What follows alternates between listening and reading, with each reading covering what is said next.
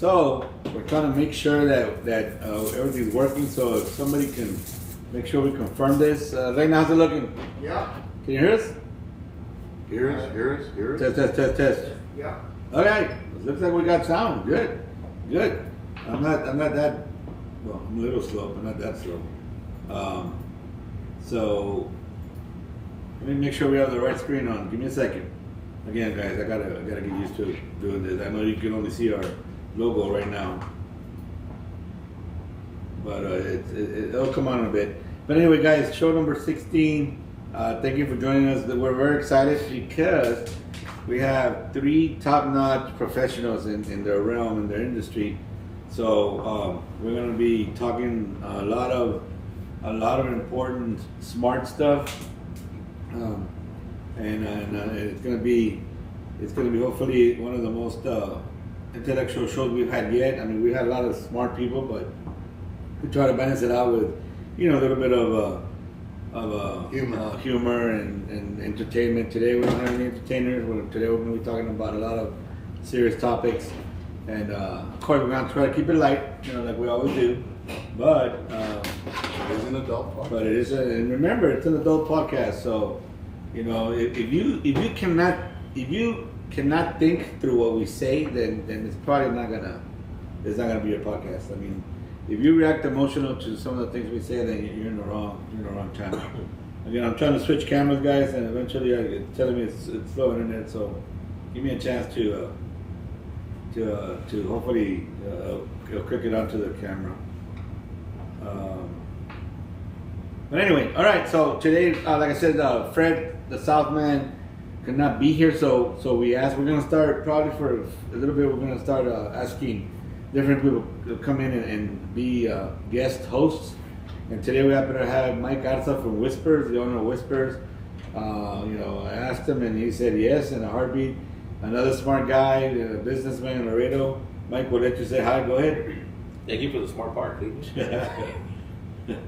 Hi guys, and get ready for a good show. All right, we're gonna see what we can do. Bojo's always here. Bojo, talk to us about what happened last week. Of course, TJ, Mike, thanks for having me on today. I'm blessed to be here today.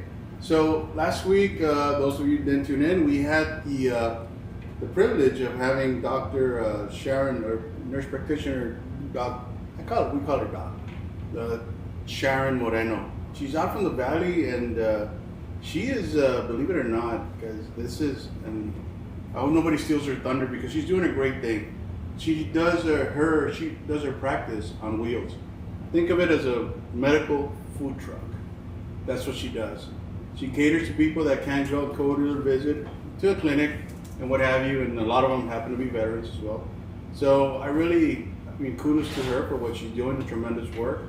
And she graced us with some time last week, and we learned a lot. I think we learned a lot of the stuff we didn't know, and some of the things that she does. So we posted her contact information last week, but go back to the episode and you get in touch with her.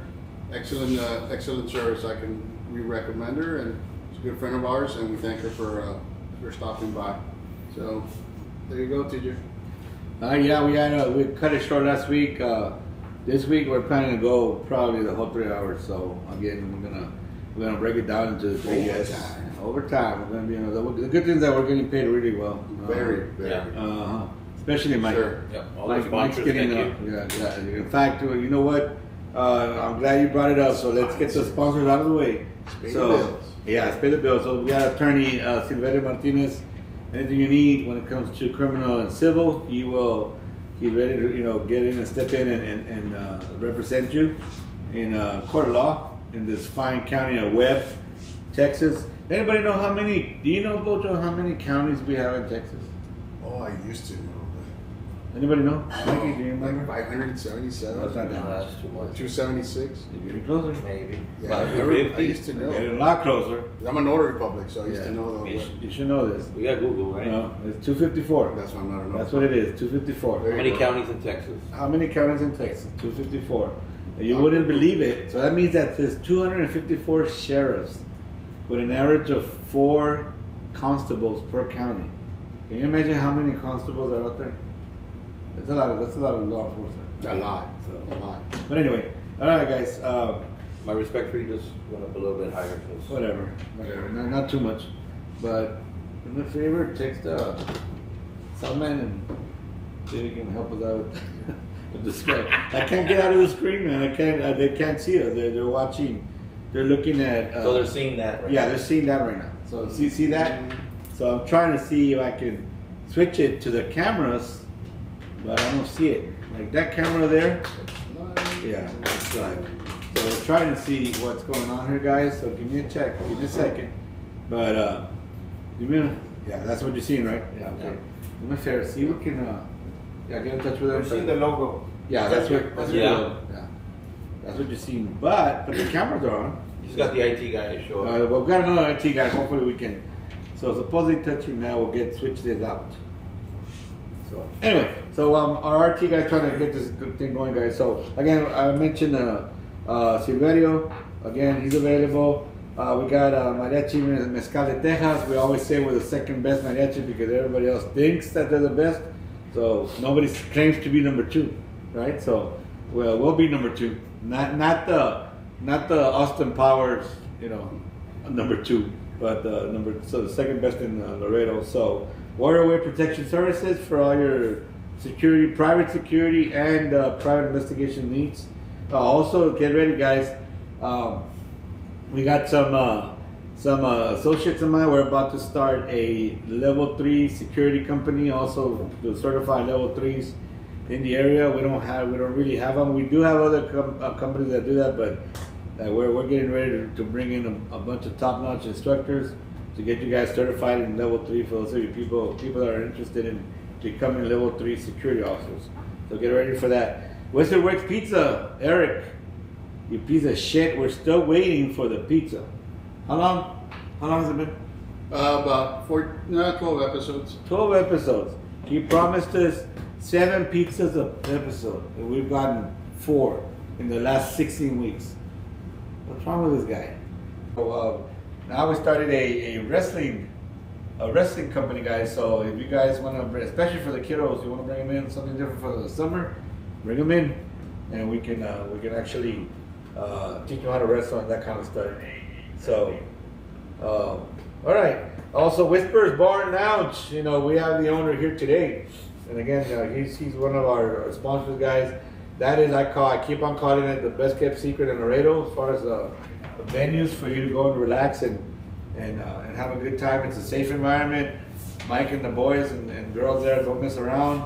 They don't put up with crap. I mean, you can take your significant other out, and it's going to be a safe place. So Mike's prior law enforcement, so he knows how to handle stuff. Which I'm kind of pulling a wizard weight, so I gotta give you the sponsorship check. That's right. So please, it's already up to what, 3,000 now? Yeah. Okay. And that. So yeah, I'm here next to the IT guy, and I see he's trying to maneuver through it. Did you get in touch with Fred? I think the cameras are working with all the porn you have on the Well, I laptop. don't know what it is. But the cameras are on. They got us on, so the cameras are on. Is it? So what? Okay, we're gonna continue, guys. And Classic Cats, guys. Everybody's over 60 except for me. We're playing everything from my man to Enanitos Verdes to freaking Billy Joe, you name it. For your next special event, all you gotta do is give us some Geritol and maybe let us change our defense, and we'll be right there. There you go. Wow, you're getting better. That's the screen that we needed. Okay, sorry, I'm talking to the IT guy, trying to get this thing going. So, the cameras, you should be able to see them up there. So, anyway, you know what, Bojo, take it away. Let me check out the cameras. Make sure that, see that screen? No, pop. Keep it going. Come on with a topic, whatever. Let's get these guys going. Hang on, guys. Hold on.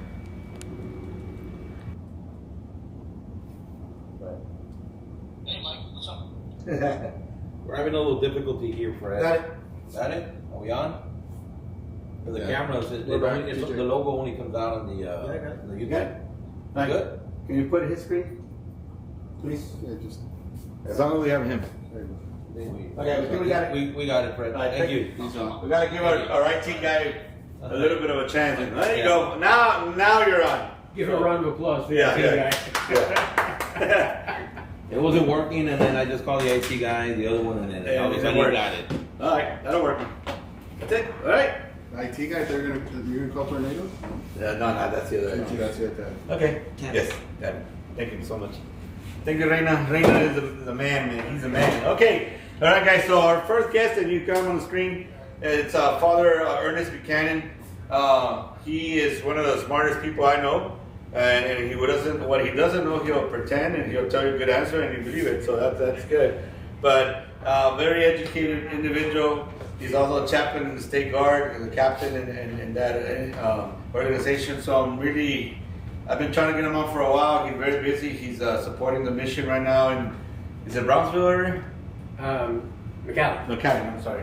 So Well, Brownsville all the way to Laredo. Okay, so That's he okay. covers all that. He's responsible. So anything, Whole region. yeah, anything having to do with the chaplaincy inside the State Guard from that area, he's responsible for. He responds to, of course, anything from suicides to people with issues, whatever, trying to keep the truth from around going.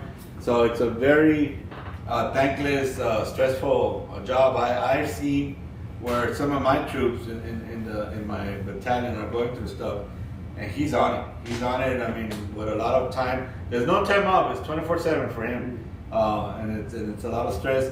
But Father, please introduce yourself and let us know what you do. I'm Father Ernest Buchanan. I'm the OI. As of Monday, I'll be the OIC of the religious support team of Task Force Hawk in McAllen, the area of operations. I'm also the priest at St. James Episcopal Church in Hebbronville, Texas. I essentially have 2 full-time jobs, plus the State Guard bit, in addition to the stuff for the task force. So I have like 2.5 jobs at this point. So what you're bragging that you got a lot of money. Is that what you're saying? No. I just don't have much time. Okay. So those of you watching, I don't know if y'all can tell before we continue with the Father. So we put a pic. We got Wembley Fraggle. It almost looks like Wembley Fraggle's got the whole show, right? Yep. Right. We need to bring him back a little bit. I'm gonna move him out. No, he's good. It makes the Father look pretty. So all right. So look, I know you have a PhD in what's My doctorate's in biblical and patristic theology theology. from Okay. LaSalle University in Philadelphia. Awesome. And now you're working on the second one. Now I'm working on a second doctorate from Baylor in pastoral ministry. Nice. It takes a lot of work, and we were talking about this earlier. So I always tell people, having a formal degree doesn't mean you're smarter than anybody. It just means that you have the time and the discipline. For nothing. And you have the time and discipline to 40 go years through. later, here I am finding this. Yeah, but your degrees are Celsius or Fahrenheit. Come on. Oh, God. So, but no, seriously, it takes a lot of work. My respects. When anybody with a PhD, it's a lot of work. And again, I know, but then again, I know a lot of people with degrees, and they're a bunch of dumbasses, right? So it doesn't matter.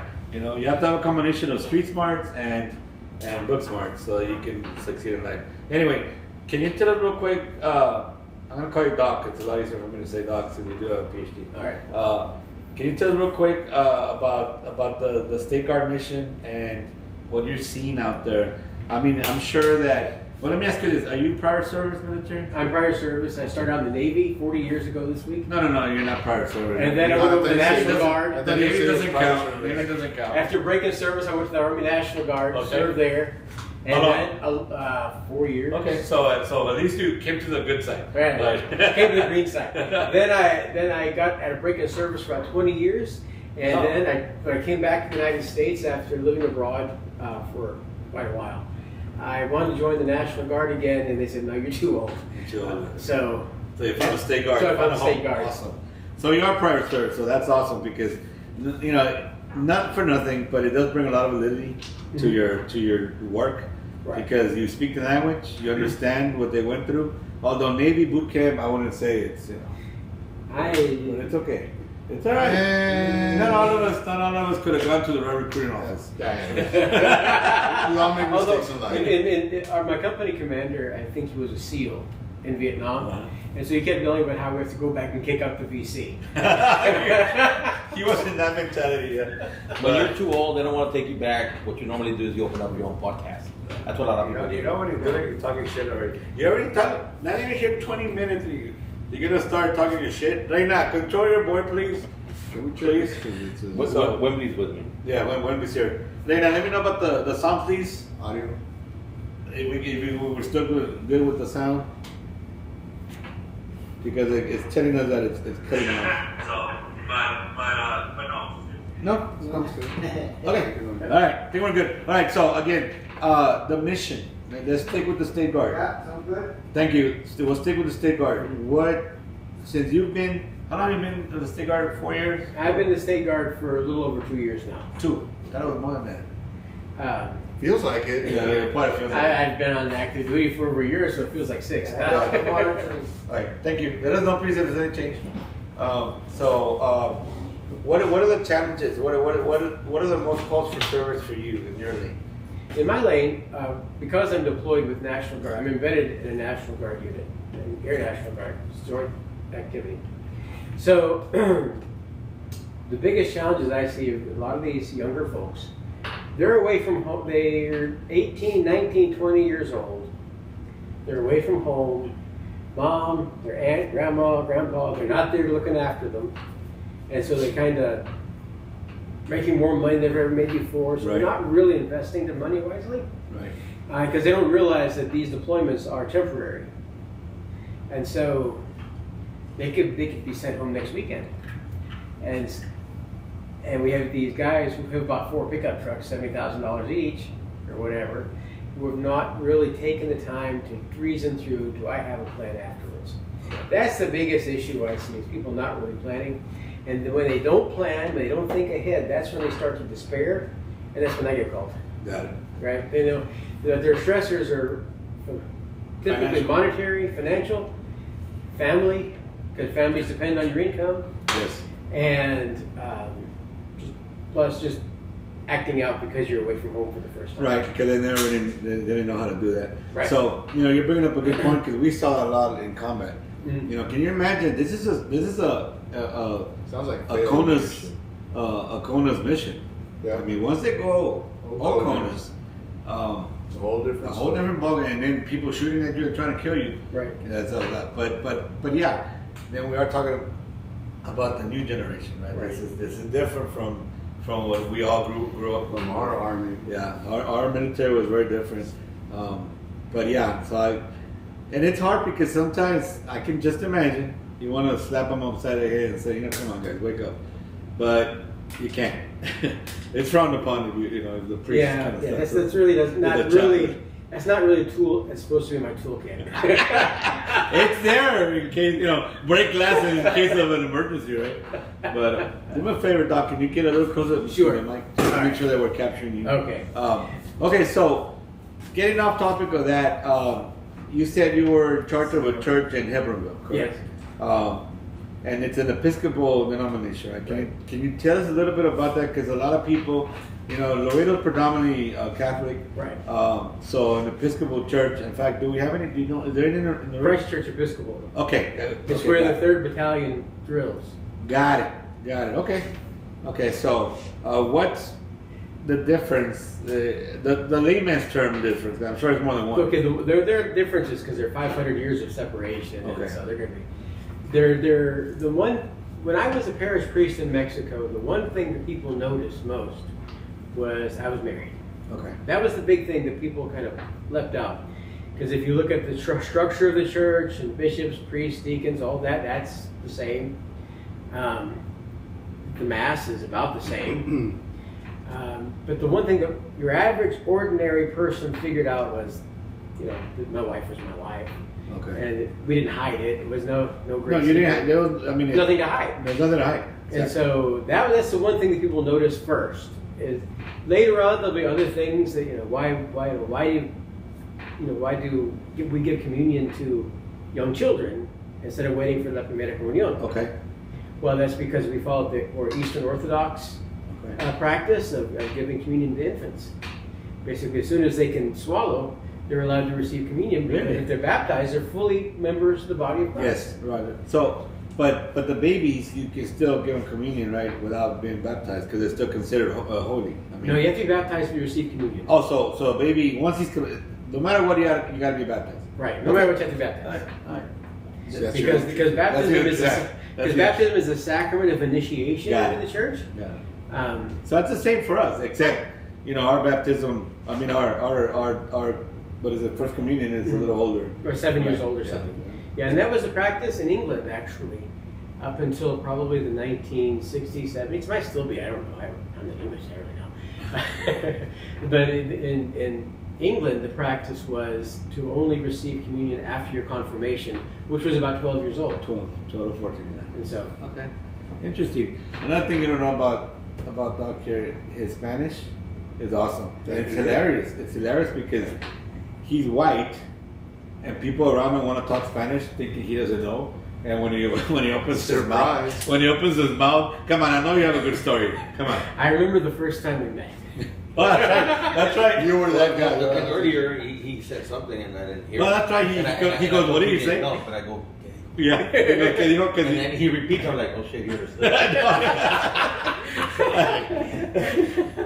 Remember the first time we met? Yeah. ¿Qué dijo este vato, güey? ¿Qué dijo el güero? We were at some camp. I don't remember where we were. Some camp for the grind. I can't remember which one. We're in a meeting, and you kept making. You are who you are. And you make these jokes, and you make these jokes in English, He's and I'm being laughing. obnoxious. You make these jokes in Spanish, and I'd laugh. Yeah, I'm like, Jesus, I can't get away from this guy. Man. That's it, exactly. After we're leaving the chow hall, he says to me, "Oye, padre, yeah. You speak English, yeah? Yeah. You speak Spanish? Yeah, yes. Just, but you're mostly white." Like a question mark. Good observation. And sharp as a rock. So but you were a great example of people being confused. yes, I was very confused. So where are you? Check this out. Where are you originally from? Boone County, West Virginia. Just can you think of? You got a pretty mouth. That's the area you're from. Yeah, and grew up in the mountains. In the mountains. Yeah. Left when I was 17, 18 years Wow. old. I moved to Chicago. Oh my God, what a big difference! Oh, from yeah, Detroit. Can you imagine? I thought I moved to a different country. Yes, no. No, yeah. literally. I thought it was like I thought it was like a From different playing the country. banjo to the soprano. So yeah. To the base. No, I lived in a neighborhood that's 85% Puerto Rican, Oh, joder. 14% other Hispanic, and 1% Anglo. And that was me. That was That was the one percent. Close. And so I and I knew enough. And oddly enough, I remembered from school that Canada had Quebec, where they spoke French. I thought Illinois just spoke Spanich. That's So- all. Yeah. Wow. So I just figured, okay, I gotta learn. So that experience initially coming out of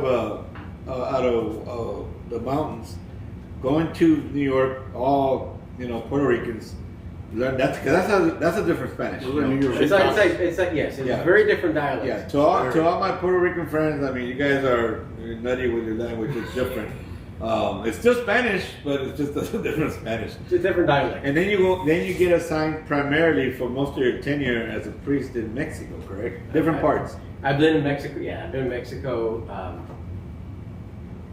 I've predominantly served in Spanish-speaking communities. Yes. I did 11 years in Canada, working in a community that was majority First Nations, what we call in the States, Indians. Indians, yeah. Yeah, and so it was like the town was 60%, and then the reses were off outside of town.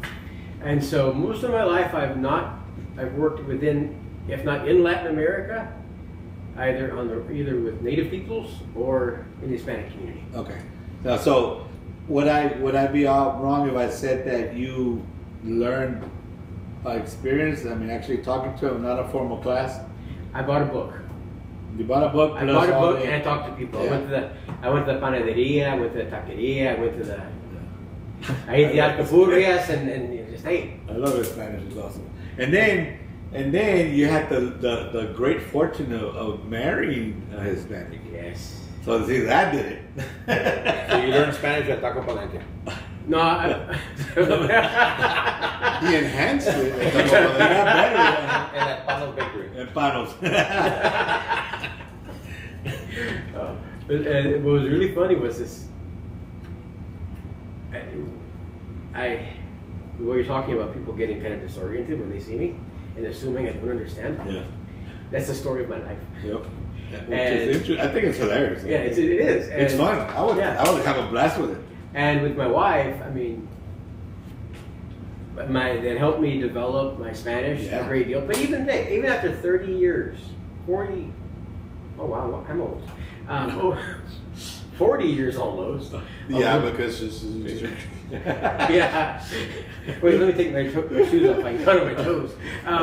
Even after all these years of learning Spanish, I mean, married to my wife for 30 years, I still go, I don't understand that. Yeah. There's always some little thing. Well, because there's different dialects, there's different Right. nuances, there's different words, even for us. I mean, sometimes, even when in our own culture, in different regions, we'll speak differently, Exactly. we'll say different things. So, yeah. And so I frequently, my wife is like my walking thesaurus. I'm like, can you translate that into a form of Spanish that I understand? Yeah. You have a lot of different type of slang, like you said, depending on where you grow up. Right. You know, because you have your proper Oh, English. The Castilian Spanish is But very different. even English is there's different formats for English. Right. I mean, when I moved to Chicago, I had to learn a different form of English. There's different forms Yeah. of Spanish Wow. as well, and Yes. then you have again your slang Spanish. You know, Which is something else. So, Laredo, I would say you have, starting off with improper Spanish, that's one. Then you have Yeah. your slang. Tex-Mex. Then you have your Tex-Mex, right? Then you have your Spanglish.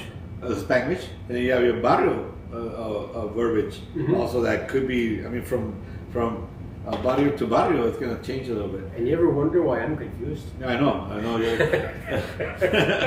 So yeah, You're constantly learning. You're constantly evolving. Yes. which is good. Which is good. Keeps you going. And my wife is actually from southern Mexico, right? From Puebla, which is way down there. Puebla. And so, and the food's great. I was gonna say enchiladas.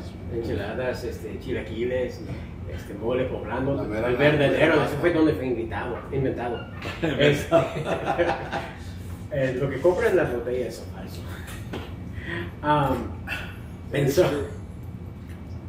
And so, I forgot what I was going to say. About Puebla, she's from Oh Puebla. yeah, she's from Puebla, and so the Spanish that they speak down there is different It is. than what people speak up here. And so I really stick out much more there Over than there. I do in other places. And then what did I do? Here, I'm just an oddity. Yeah, but over there you're more valuable. You're a tourist. Yeah. You look more a tourist than we would do.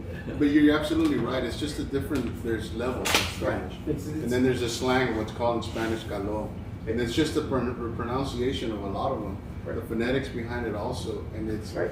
You would think that it's the same thing, just the way they pronounce it. Like most of those folks from that area, it's like a little melody. Mhm. They have a little twang to Like a little singing. Yeah. It's almost like Thai, Vietnamese. It sounds like they're singing. Like what? That's a word right there. That's Hey, a word. Rice. No, espérate. I understood that. I thought you said one more eyes. I have a theory. It's a linguistic theory that the Spanish that's spoken around Mexico is very dependent upon the native language that was spoken there before. So Okay. there'd be similar tonality Okay. with the language, the first languages. Okay. Yes, it's Spanish, yeah. but the tonality would be an it inflection. evolutionizes over the years. Right. So there's still people, and indigenous people in Mexico. Oh yeah, there's like that still speak their 500 language. some other dialect. Yeah. I covered a couple of churches in Mexico Oh. because I was down there for some reason. I don't remember why. Some meeting or other. And the bishop, since he had free help, asked me to cover these two churches, in Oaxaca. They're like 20 kilometers apart. So what's that? About 10 12 miles, 8 miles. miles. About 14 miles. Yeah, something like that. And I just whacked the microphone, Even though there's 254 counties in Texas. Anyway, so You learned something today. I did. See? and so anyway, so Learning is half the battle. these towns are 20 kilometers apart. right? They spoke different languages. Yep. The only language they Wow. had in common was Spanish, but only the youngest generation spoke Spanish effectively. Yeah. And they were taking their like when I was talking to one family, it was the grandmother I was talking to the grandmother, but the grandchild who was their teenager was translating Yeah. because The elders. the elders couldn't speak Spanish.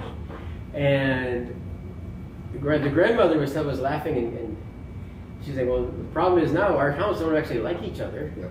But now the kids are getting married because they go to school together and they get married. Yeah, it's crazy. Yeah. And It's so, bringing them together, but in Spanish is because it comes from Old Latin. right. Like, you know, an example in Afghanistan, Dari. When I was learning Dari, Pashto, Urdu, and all the different dialects from the regions, Dari is very similar to Spanish. So Really? the teacher would Dari? teach me that Dari, and I would teach in Spanish. Daria? Yeah. No, that's Sorry, the go other. ahead. That's a different one. So, in their language, you know, mother, it's madre, and in Spanish, it's madre. Like, Father is padre, and in Spanish, it's padre. Joe, you're making this The, up. It sounds like you're fucking making shit up The again. what we call the man dress, I'm gonna the Google. shirt. Google it's it. called- Google it's it, called, Mikey. they call it a camis, which in Spanish it's camisa. Oh, Right. It has a collar, has a button up to here, and has a little side button. So he was freaking out. Yeah, because predominantly everything comes from Old Latin. So that's where Spanish derives and all this kind of different stuff. But So even was this then- language like Yeah. linguistically related to Latin? Yep. So then, and in that part of the world, while they might, you know, from Egypt to Iraq, Afghanistan, everywhere, they all talk about the different, they all have their different languages or what, but the only thing that stays the same are the numbers. They're all Arabic numbers. Right. Urdu, all of them, they're Bisto, they're all the same. That's the only thing that doesn't change. So he was fascinated by the Spanish, and so we kept on interacting and trading off. So we kind of one graduated from one, the other graduated from the other. And it's funny because you're walking around the camps and you would see all the local nationals that we call them, you know, folks from that area. ¿Qué onda, hermanito? Like, it's like, stop teaching them Spanish. It's just, but That's funny. it is. I like it. I'm you know what? We're all learning something new today, and that's what it's all about. Yeah, TJ told me earlier you wanted, help him host today, and it was going to be a very intellectual podcast. I was like, oh yeah, Fact check check right you in. Oh, you're right. Oh, I know I'm right. I'm learning that I'm not as smart as I thought I was. We just started. Welcome to my world. No. It's like I said, I'm very excited about today, guys, because we're bringing in top quality, professionals, and that's what we want to showcase. I was talking to Mikey a little while ago, and so from up to this point, we've been bringing in a lot of Tejano, Spanish entertainers. We want to start bringing, some metal bands, some country bands. We still want an entertainment part. So if you guys are interested, let us know. We'll put you on. We do get a lot more views than we do after the live broadcast, which is fine. I know it's a Thursday. I know, and like today, the day before 4th of July, I get it. But afterwards, this thing stays on our Big River Talks channel on YouTube. So whenever you guys have a chance, go and view it. So you'll still get to see, today's podcast. And like I said, I want to thank, Father Buchanan and then the next guests that are coming up, because they take a lot of time. Like Father Buchanan traveled from Hebbronville to be here. Yep. And he has to Actually, go go back. McAllen to be here. Okay, McAllen 2 years, and then you're gonna go back. So it's a lot. It's a drive to be here. Don't forget to subscribe. Once you subscribe, That's right. That's it right. lets you know, sends you an alert that we're on. That's right. Thank you, Mickey, for bringing that up. So let's see. I'm testing this out. So okay. Right now this is a little delayed. So. Yeah. Doc, When he invited me today, I was like, yeah, I go, who are you gonna have there? And all I heard was Buchanan. I was like, oh, there's gonna be Bocana. Let's go I'm Bocana. gonna be there. We're gonna have drinks. And I showed up, and it wasn't Bocana. Yeah. It was Buchanan. So yeah. My nickname in Mexico was Padre Whiskey. There you go. See? Todos los mexicanos lo Fucking mismo. Mexicans, man. We can't, we can't be, we gotta keep it simple. No perdonan a nadie. No, not even the priest. No. Él te perdona a ti, pero- priest who called me Yeah, that. you forgive us, we don't forgive you. Yeah. So. No, but it's the other priest who called me that. All right, Doc. On a serious note, what are your concerns coming up with any religion? And I mean, we've lost a lot of souls to not only atheism, but a lot of people have been disillusioned with what's happened with a lot of abuses in the churches and different denominations. False prophets. Whether it has to do with sexual abuse, profit mismanagement, whatever. What are you seeing as far as any denomination reaching their flock? What are you concerned about? I think that the biggest problem is that we've, since within my lifetime, it's accelerated.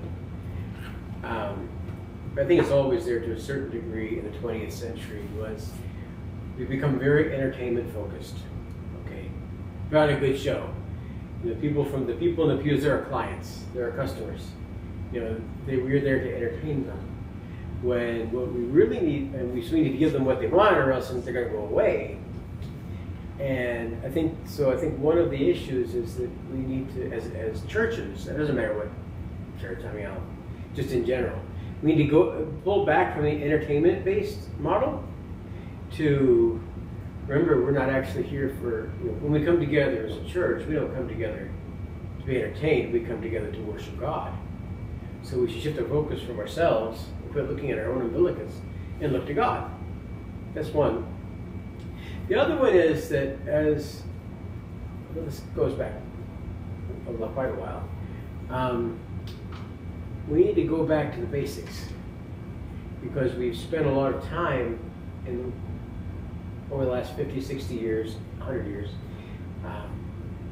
being influenced. The churches have been influenced by things like social movements, educational movements, which have not necessarily been conducive to actually maintaining the faith and actually been counterproductive. So we would do well to go back and re-grasp our concept, or re-grasp the concept of the faith that should have been taught to the saints and pass on that which we've received.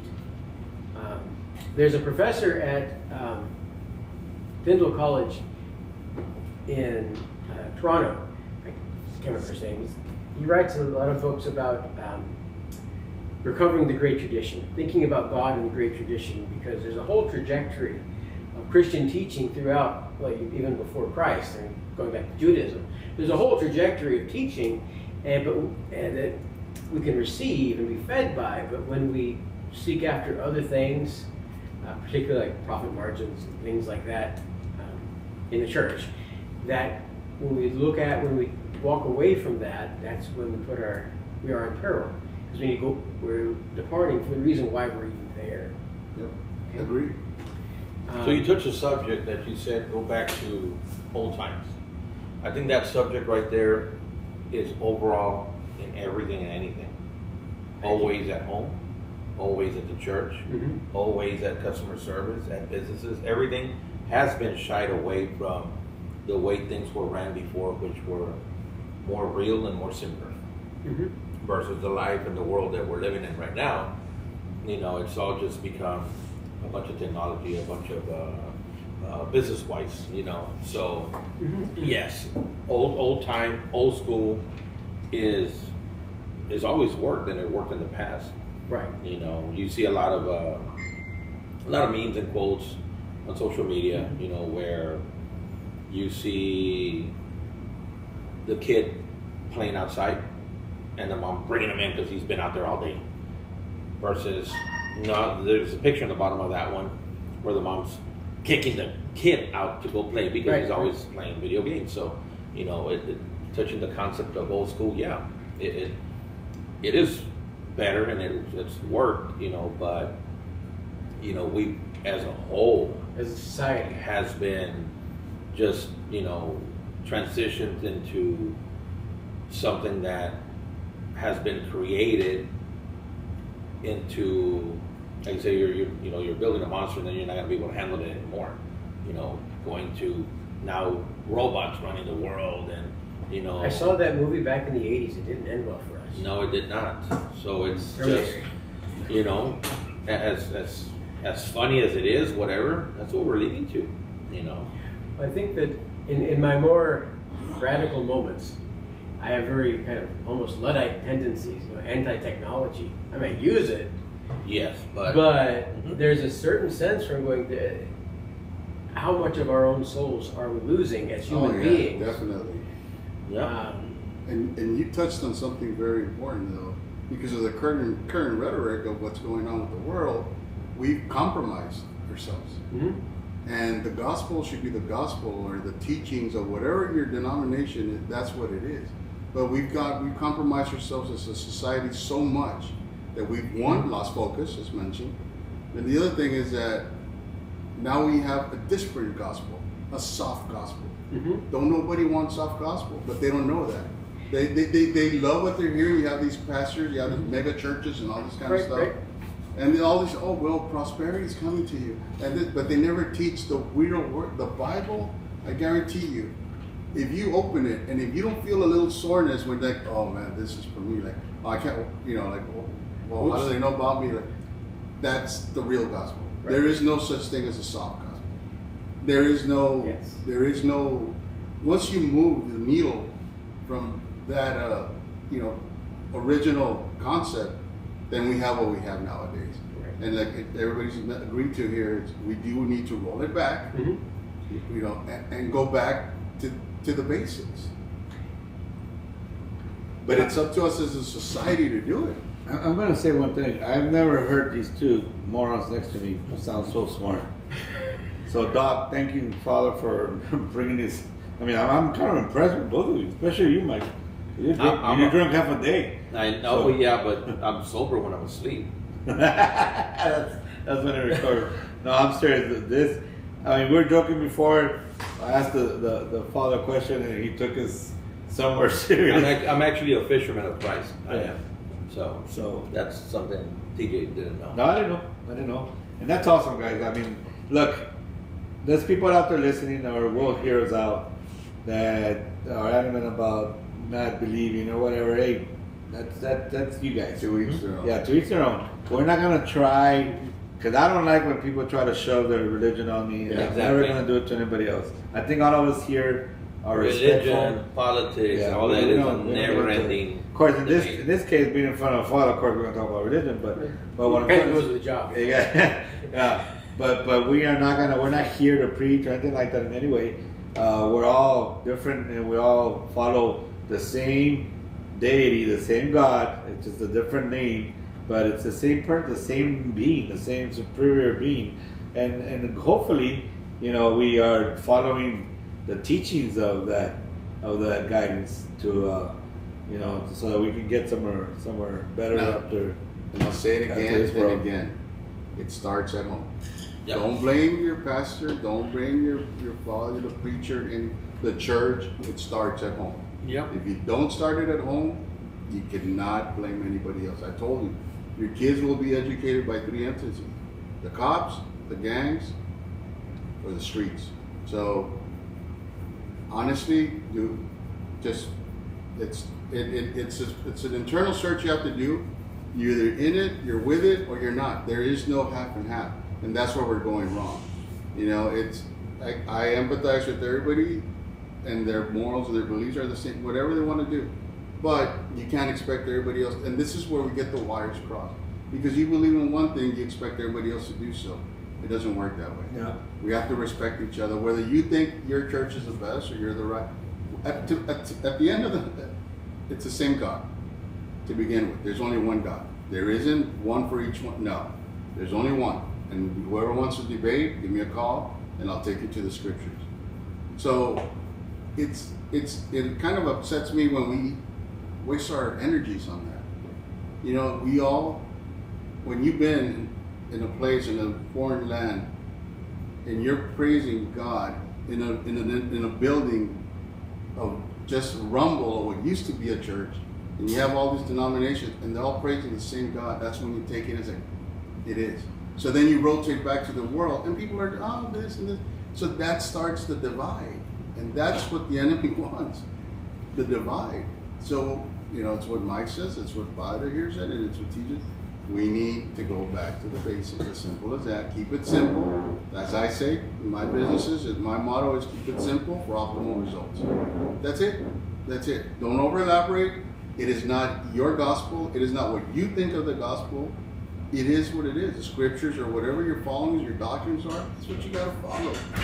Don't be changing it, because I see this all the time. And correct me if I'm wrong.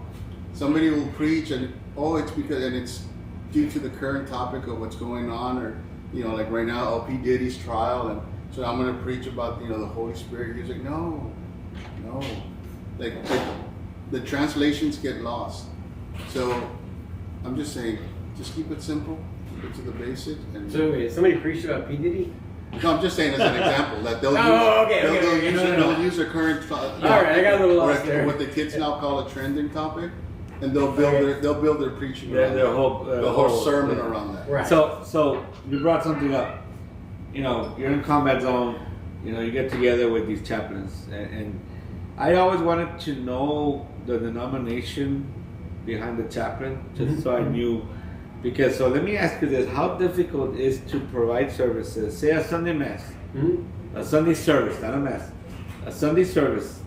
How difficult is it for you to try really hard to remain neutral and not offend anybody, not show maybe more favoritism towards a certain, or more bias towards your background? Well, there are two things. One is most of what I do is actually pastoral counseling, crisis intervention, visiting troops on the line, praying with them on the line, on the river, waving at the folks on the other side while I take pictures of us. Not really. And so, asking where the best taco place is over there. Not really. That one's a joke. So most of what I do, I don't really do like Sunday mass with the troops. Okay. But like when we had 18, Right. you came with us. Right. We did put on a train schedule service. Right. So I know you don't do it as much, but when you've done it, how do you handle that Well, so that you don't alienate anybody? Well, one of the things is, according to Army regulations, I have to function within my own denominational framework. Okay. That's it. Catholic Oh, priest because- functions, yes, right? got it, And I am by my ordination vows, I'm limited by what I can do, Right. what I can provide. I can't provide a Methodist service if I'm not a Methodist pastor. Got it. Okay. One of the things that makes the Episcopal Church unique is that it's understood that it doesn't matter if you were Pentecostal or Baptist or Episcopalian or Catholic or Greek Orthodox. If you're baptized in the peace of God and your neighbor, you're welcome to receive communion. Right. So that's really the part I focus on, because I can then minister more effectively to all the troops. Of course, I used to have a chaplain's assistant who was Jewish, so I didn't really expect him to. Yeah. See, okay, so I'm glad you But- brought that up. Yeah, but he and I were great friends. We got along very well. No, of course. And But the approaches to the service, I'm sure there was. right. I mean, so I didn't expect him to participate, because any more than a rabbi would expect, a Pentecostal kid to participate in Shabbat, right? You set it up and that's it, right? So there's a certain amount of tacit respect you have to have. Yes. Just recognizing that there are differences, but we have to get along and serve together. Because ultimately, we're here for God, as we understand, within our own denominational framework. We're ultimately here for the troops, so they can come to a deeper relationship with God. Basically, to build the faith that they have. Most religious services, say for a Muslim's troop, I can't provide that. I'm not Muslim, right? Yeah. There's no way. But I can help them get in contact with the mosque. Yep. Okay. I can help them with that. Okay. I've written exceptions to policy, requests for an exception to policy, so they can wear the hijab or the beard, have a beard or whatever because of their own faith. Yeah. I work with them insofar as I can, but simply from a perspective of respect. But respect not just in the kind of the airy-fairy, I'm okay, you're okay, respect from the 80s, the book that went around, but rather going, okay, if all of humanity is created in God's image and likeness, right? Even though I might not agree with you, I'm still going to honor you and respect you. Yeah, absolutely. Because I'm honoring and respecting the image of God that's within you. Therefore, because if I disrespect you, I'm disrespecting God. Yeah. Yeah, that's my theological rationale. And that's That's well explained, and I think it's very, it's different. So when you're in the field, you're downrange, you're in theater, whatever. When you see a representation of God in the sense of a chaplain or somebody, I think, I don't know, at least for me, like denomination will be within me, Right. but the Word of God is the Word of God. Right. If whatever reason you're a different denomination, I will listen to what you have to say, and I take what you tell me, and I take it with and whatever applies to my faith, it applies to my faith, and whatever doesn't, doesn't. But you're just, to me, at least in my times, every time I've had the opportunity to go to service, I take advantage of that. Right. Because I'm not there to worship so and so, anybody in a human form. Right. I'm there to worship of God, and so me being, I started out as Christian, but now Christian is just a word. It's a title that people use in businesses and stuff like that. Right. I moved on to a believer, Mm-hmm. and now I'm in a discipleship. Mhm. So it's a different level, Mm-hmm. And I, with all due respect, and I hear whatever doesn't pertain to me doesn't pertain to me, but the Word of God is the Word of God. Yeah, but there is You a know? sense where it's, in the New Testament it talks about the Bereans Yeah. who listen to what St. Paul had to say and then search the Word of God Mm-hmm. and to find the truth. Yeah, absolutely. So I just think, to answer your question, I think they have to do what they're going to do to cater to the masses that they have Right. at a certain level, because like you said, you can't do preacher or whatever they call it, Muslim or anything like that. Because Can't be what you're not. Yeah, exactly. Actually, the Army regs forbid us from doing that. Yeah, absolutely. Yeah. But I can honestly say that all the 500 and something pastoral counselings I've had in the last year, no, actually, no, in the last 6 months, that's a lot of counseling. Yeah. not one person asked me what church I belong to. It's because I think we're beyond that. I think, honestly, Which is good. That's a good thing. Not one, when I'm on the line, I'm praying with somebody, because their son's in the hospital or whatever. Not one person asked me, what church do I belong to? Yeah, it's just. They did ask, are you Christian, are you Muslim, are you Yeah. whatever, but they see the cross on my uniform. Yeah, I was gonna say you have the branch, you have the cross. It's the same branch. You Yeah. serve God. Right. I just think there's such a huge need for God now that we're beyond that now. To a certain extent. I don't know if we're beyond it or we've come to a point where we need to recover. Yeah, well, that Yeah. it's that's just to it. where. Where we need That to was go my back first. to the That was my roots. first question when I saw you today. Remember, I asked you, you're a preacher, father. Yeah. And I said, what I- church? And then I Okay. guess like. Yeah. I tell you because I looked into becoming a chaplain. A friend of mine just became a chaplain, and I would love to do that because I think I can bring a lot to the youth. I can connect them. I'm somewhat active with my church right now where I am, and I'm just very. I guess I'm blunt that I can just. Right. I don't sugarcoat or something. I don't like that. Mhm. And I think that's what misguides some of the youth nowadays. And well, let's do this. And no, this is what it is. This is what this book that we know as the Bible, which I've known since it's the book of instructions before leaving Earth. Right. That's Bible. That's what it says, or we call it that. Right. So these I've are heard that these are your instructions. Follow them. That's it. Yeah. Read it, interpret it, and apply it to your life. It's the application where people fall down. Exactly. Life is not as complicated as people sometimes No. make it.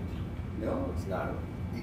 Yeah. God shows us a door, and I'm like, no, but I want to go through the wall. Like, son, here's the door. Here's the resolution to whatever your tribulations are. Like, no, but I want to go through the window.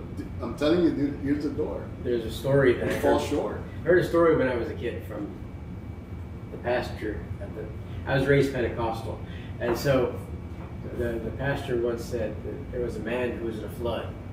Uh, And So they climbed up on top of the roof of the house. And somebody came by with a truck, and the National Guard came by and said, come on, get in the truck. Nope, God's going to take care of me. Yep. Suit yourself. Off he goes. Somebody came by with a boat. Get in. Get in. The Coast Guard came by, I guess. I don't know. Came by with a boat. Probably the Navy or something. The other non-armed forces. No, just like. And he says, no, I got, God's going to take care of me. I'm good to go. And then finally somebody came by with a helicopter, Get in. He said, no, God's going to take care of me. And so the guy drowns. He says, Lord, why did you let me drown? He says, look, I sent you a truck. I sent you a boat. And I sent you a helicopter. What else do you expect me to do? Yeah, it's true. And we don't see Footprints, it. the footprints in the sand. Yeah. It's crazy though. Footprints in the sand. Wow, I haven't heard that one in forever. Yeah. So I was at the mall last week, and They let you back in? I was gonna just say that. Hey, you know what? Those guys that banned me are no longer there, so fuck those guys. So I went to where the Choice used to be. Remember that? Right. Sears? Yeah. It was weird because I stood. I don't know if you ever were involved with Choice. It was a Catholic- Yeah, Choice. I Okay, remember that's Choice. something. And so I'm standing there looking at the. At the wooden cross. It's a- Yeah. Mine was choice 16. That was my choice. Anyway, so I'm standing there outside the building. It's empty now. 16th century. Whatever. So I'm standing there, and it was weird, dude. I got a lot of. It was very Emotional. emotional for me. Yeah, I spent They several got years. taken back. Yeah, I spent several years there, and it was during my teenage years. That's God calling. Where it was weird. So they used to have a church there too at the mall. Yeah. Actually, well, yeah, the St. John Newman used to be Yeah. there. Yeah, over here next to the what is it? Your favorite store, the cobbler store. It's not there anymore. Whatever, it's still there. Well, now it's Oh, lit. they got rid of it? I think it burned down. That's Whatever. They saw the non-profit. Yeah. the loss of profit. Father, can you pray for these two bozos, please? They have no That's idea crazy. what a real Finally, football they team realize. is. What a real football team That's is. what I call retail archaeology. Whatever. The death of the Cowboys. story. Whatever. Father, I want to thank you so much for your Yeah, time. absolutely, yeah. It was awesome. I knew it was going to be great talking to you. I mean, I wish we had a lot of time. I know that you got to travel back, but I really appreciate your time. It was a pleasure to be here with y'all. I would love to one day, bring you back. We are going to have a podcast one day where we're going to invite. Now you're part of the alumni, so whoever wants to come in and just have a conversation, man. We're also planning on, and I'll tell you again. I'm trying to bring it up again. We're planning on a old school telethon to raise funds for. I think we're going to focus more on some kind of veterans benefits, whether it's I don't know, education, job training, whatever, something to make our guys and girls more marketable, so they can be contributing, citizens to the community. So we haven't decided yet. Of course, I'm sure Mike would love to get involved, and so it's going to be we're on our way with that. But I want to thank you so much. Any closing words, Father, before you leave? I was asked yesterday by Express, making a joke, by some troops from the Air Force for a word of the day. And as I pondered this, I've been thinking about it, and the word I gave them was actually boundaries. And they looked at me like I was crazy. I said, well, you have to look at boundaries. Some boundaries are good to have, right? Because some people you need to protect yourself from. Yes. Okay. Some people just don't have your best interests at heart. Some boundaries need to be let down. Whether it's with in relationships with God, with your family, with people who do have your best interests at heart. The key is having the wisdom to know which boundaries to raise or which one to let down, and to recognize that sometimes I raise this boundary when I should have let it down. So that's what I like that. I like that because, I always, when I used to counsel people, I used to tell them, look, everybody around you will hurt you. Everybody around you will let you down, will hurt your feelings, whether on purpose or not, especially when you expect things from people. Mm-hmm. So your job is to decide which one of those is worth suffering for. Right. If it's your wife, your kids, your significant other, whoever it is, are they worth You know, are they worth your energy? Are they worth your love? Are they worth your pain? That's what we need to decide. You know, surround ourselves with the right people.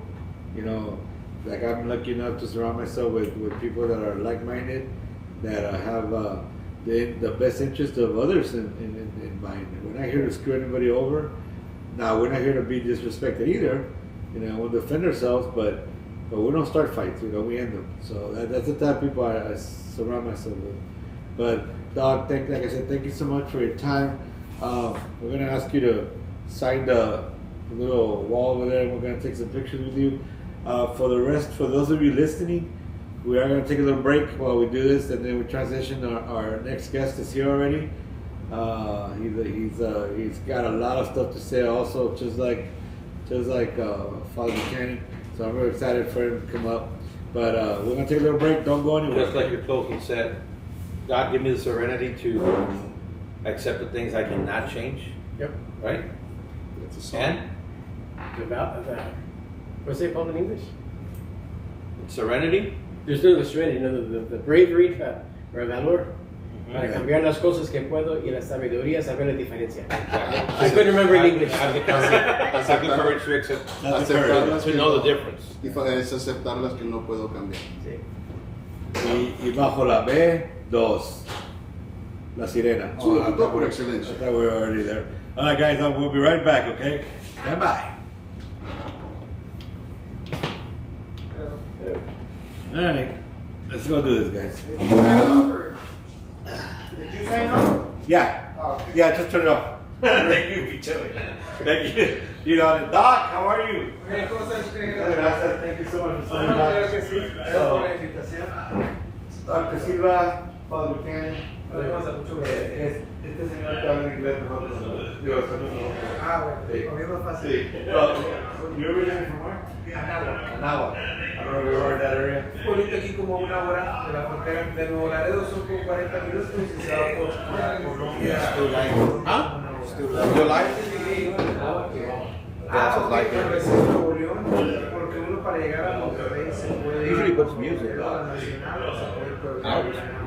Instead of like out.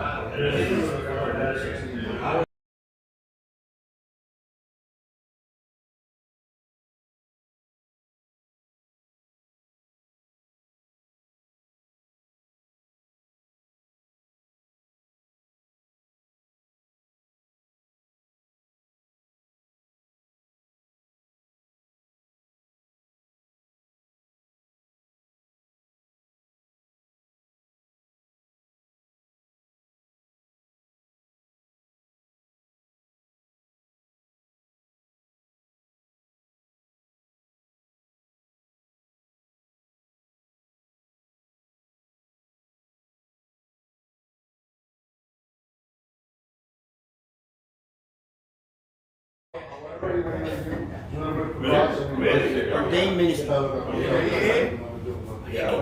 Yo digo, what else can you do? Ah,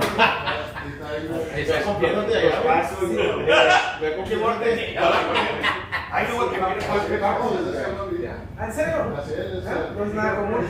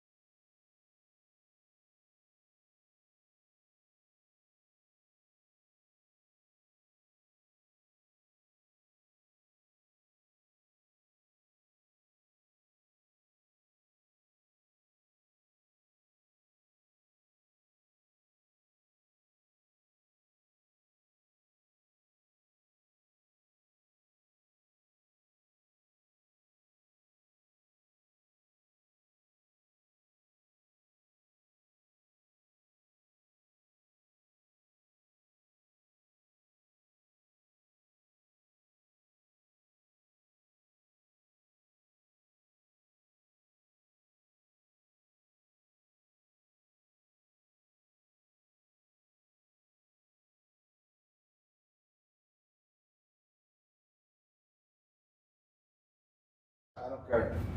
And I'm not a tech kid, obviously. ¿Ya algo tomando? No, sí, me estoy tomando agua ahorita. Ready? Yeah. Ahí.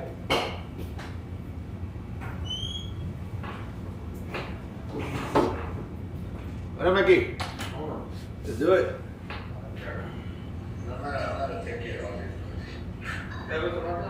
No, sí, me estoy tomando agua ahorita. Okay. Are we on? Yeah.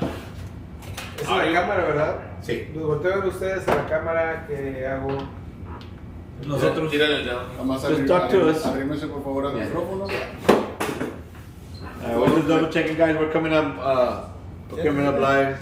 We're just gonna make sure that all the mics are on. Where do you want the camera? So right now I'm gonna keep it to us. Right there. So we'll get rid of that. Get rid of that.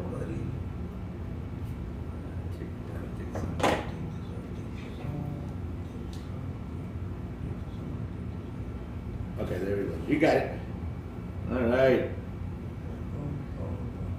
Perfect. Back to back. Perfect. All right. Thank you so much, Reina. Thank you so much. I appreciate it. Okay. So we're back live, guys. You know, we usually what we do is take a little break and take pictures and stuff and have them sign on little walls of fame for historical purposes. So what we have now, guys, is again I'm very excited, and we've been trying to get Dr. Silva Gonzalez up here. So he is a local audiologist. Is that what we say, Doc? Yeah, audiologist. And I'm very impressed with him. I actually went to go get my stuff for the VA, and I got a chance to meet him, and I'm very impressed with him because you're gonna figure out how old he is and what he's done. This is the type of person that represents our people very well. I'm very proud of that.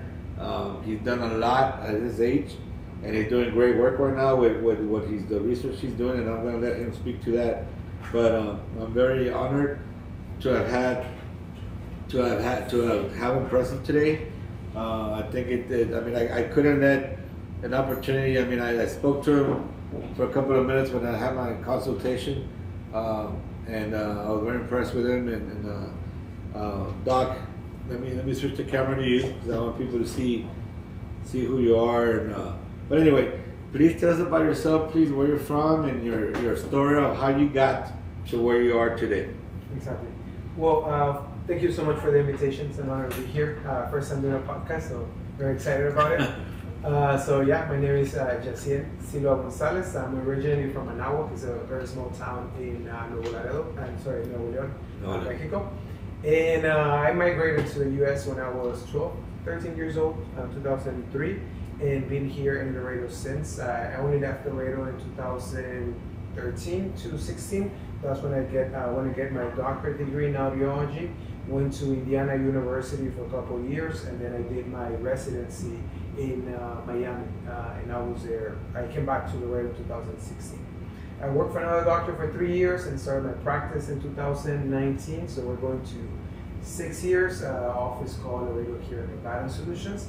And the reason for starting Laredo Hearing and Balance Solutions, I got educated at one of the best universities in the country, and I wanted to bring those resources back to my community because I knew there was a lot of need in my community. So that's why we started the Balance Center in 2020, and we are a certified. We work with the American Institute of Balance, which is the largest center for dizziness in the country. They train specialists all over the world. So I'm very happy and excited to bring that knowledge to my community. Did a couple of certifications, and I was like, I'm gonna go all in, and that's when we become a center of specialty care by the American Institute of Balance. And we follow the protocols, we got their equipment and everything, and that's how we got started with the Balance Center that was of high need to our community. So since then, we've been taking care of patients with dizziness, like unsteadiness, like lightheadedness, or vertigo attacks.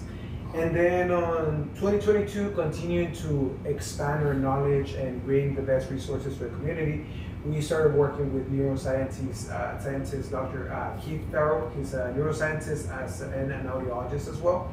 And he focuses on how the brain is impacted by the ears and how hearing loss, tinnitus, which is a ringing in the ears, how all of that increases the risk for dementia and Alzheimer's, which is a very hot topic right now. Unfortunately, there's a lot of lack of information still within the medical field, and that's something that I would love to discuss further as to how it is affecting our community and some of the things that we can do to prevent this next pandemic, because we know it's coming. Unfortunately, the cases of dementia and Alzheimer's are expected to triple in the U.S. by 2050, so in 20-some years. So that's something that's going to affect my community. And just to give you some data, in 2023, the International Alzheimer's Association, they published some data about by country and then by county as to the percentage of dementia and Alzheimer's cases in the adult population. Webb County, we were the #1 in the state of Texas with the highest percentage of dementia and Alzheimer's, together with El Paso. We were the #9 in the country. So I believe it's through education and awareness that we're gonna be able to address this big issue, because it's gonna affect us. It's gonna affect people my age. It's gonna affect everyone, but for sure I'm being very active about it. So that's why this is a great opportunity to spread awareness and talk about early intervention. I believe that's gonna be the most important goal that we gotta focus on. I didn't hear what he said. I'm just doing. So, Even if he hears, he's gonna forget. Yeah. Yeah, So- selective hearing. We see that all the time. No, it's Alzheimer's and not selective hearing. I have this German following me. His name is Alzheimer's. It's coming close quick. Anyway, so come on, man, give me a chance. Don't embarrass me in front of the doctor. So, Doc, I love it. I love talking to intellectuals because you ask them one question and they freaking give you a lot of information quick. So, tell people how old you are, Doc. I just turned 34. 34 years old. That's awesome, dude. Like I said, you're coming in from a little town from Mexico, Anahuac. Cabrito's good. Yeah. Well, Yeah, very well known, yeah. yeah. And look when you get a chance, guys. If you ever get a chance to stop by his practice, I was very impressed. He's got like 100 freaking workers there. They're all very nice. They're all make you feel at home. I'm really impressed. So when How do people you know say, if you don't remember? don't worry about it. I recorded it. So if people say, look, I will tell you, when you have cancer, go to San Antonio. Get the hell away from Laredo. If you have heart disease, go to San Antonio. But if you have issues with your hearing, you don't have to go anywhere. You have a very capable and professional practice here in Laredo. And the gentleman that's running the show is here today. So please, you don't have to go anywhere. Trust me. Been there. I'm giving my seal of approval and 5 cents will get you a cup of coffee. Thank you. But I was very impressed, and that's why I asked him to be here. He was supposed to be here last week, but he was in. Where were you? Come on, tell him. Where were you? I was doing a training that was not related to audiology. And we're training. We're in Disneyland. Yeah, that was his training. I was in Miami, but I was there for training. MMA. Yeah, you're the MMA training. It's about Tudo. Yeah, so my brother and I, we have a construction company, a residential construction company, so we were there for training regarding the construction. Okay, which brings me to the next point. If you need security officers, I gotta. For the sites. Cha-ching. Yeah, for the sites, exactly. Cha-ching. Lumber's Come very on, Doc. expensive. Come on. Yeah, We gotta help each other out. So, but anyway, all right. So let's get to the nitty gritty here. So, what? And I'm holding up, and in fact, let me switch cameras because I want you all to see. So, there's a book here that the Dr. Cole wrote. See, look, that's this picture in the back with Dr. Darrow, right? Yeah, the neuroscientist. The same scrubs. So he's a neuroscientist, Right? Yeah, he's wearing the same You scrub. copy. So he's a neuroscientist. Neuroscientist. Right? Okay. That's interesting. That's interesting. Yeah. I like that. How did Scientist. you come in contact with the gentleman, and how did y'all decide to come to something like this? Yeah, I guess just continuing to seek further knowledge. I love learning new things. There you So going back That's to it. That's the it. training last week, I don't do any of the construction, but I just love to learn new things. Yeah, so I was very absolutely. curious. Yeah. I always like to say, okay, what else is out there? What else can I learn? What else? How can I continue further improve my skills? So I came across Dr. Darrow, and I did some trainings, like online trainings first, to see, okay, what is he all about? Because he's a pioneer in this field of cognitive decline. So, and especially from the perspective of audiology. So he was a pioneer, so I was very interested about everything that he was talking, and some hot topics that maybe some audiologists may not agree on, especially because it was pretty new. So I was like, okay, so just, listening to him, I really like it. And then we went for a training. I was like, wow, this is neat. And so I went there, brought some of my team as well. I believe that the knowledge shouldn't be kept just in one person. So I always bring my staff, all my receptionists, some of my assistants. Like I always like to bring everyone, because I believe education starts from day one, the first call. So they don't have to get the education directly from the doctor, I believe so. Because unfortunately nowadays you can get a lot of misinformation online.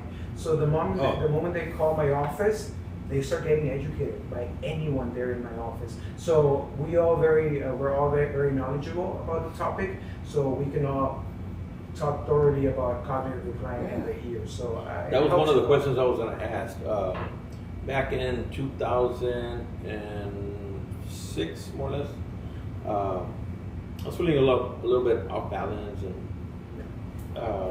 dizzy, and I was like, I wonder what it is, and went to the doctor, regular doctor.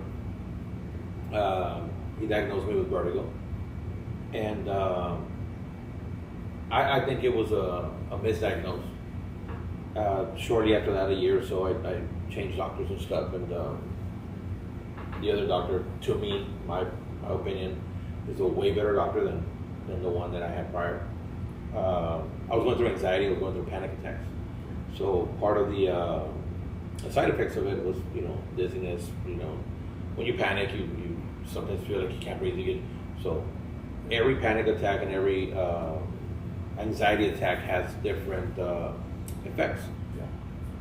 So based on the vertigo, it was just personal opinion of his. I don't recall him ever doing any type of test to be able to say I had vertigo. He was just going based on my symptoms, So I don't think I had vertigo ever. So I don't know how you diagnose people to say, yes, you have vertigo. It's like saying, okay, you have a cold. We tested you. You have a cold. How do you test and confirm that somebody has vertigo? Unfortunately, that happens quite often, and there's a lot of the time doctors don't want to deal with the dizzy patient because there's not a lot of knowledge within the field. Because honestly, some of the people that have the most education within the dizziness world is audiologists, and most audiologists don't work with, or they don't specialize in the balance center within the inner ear.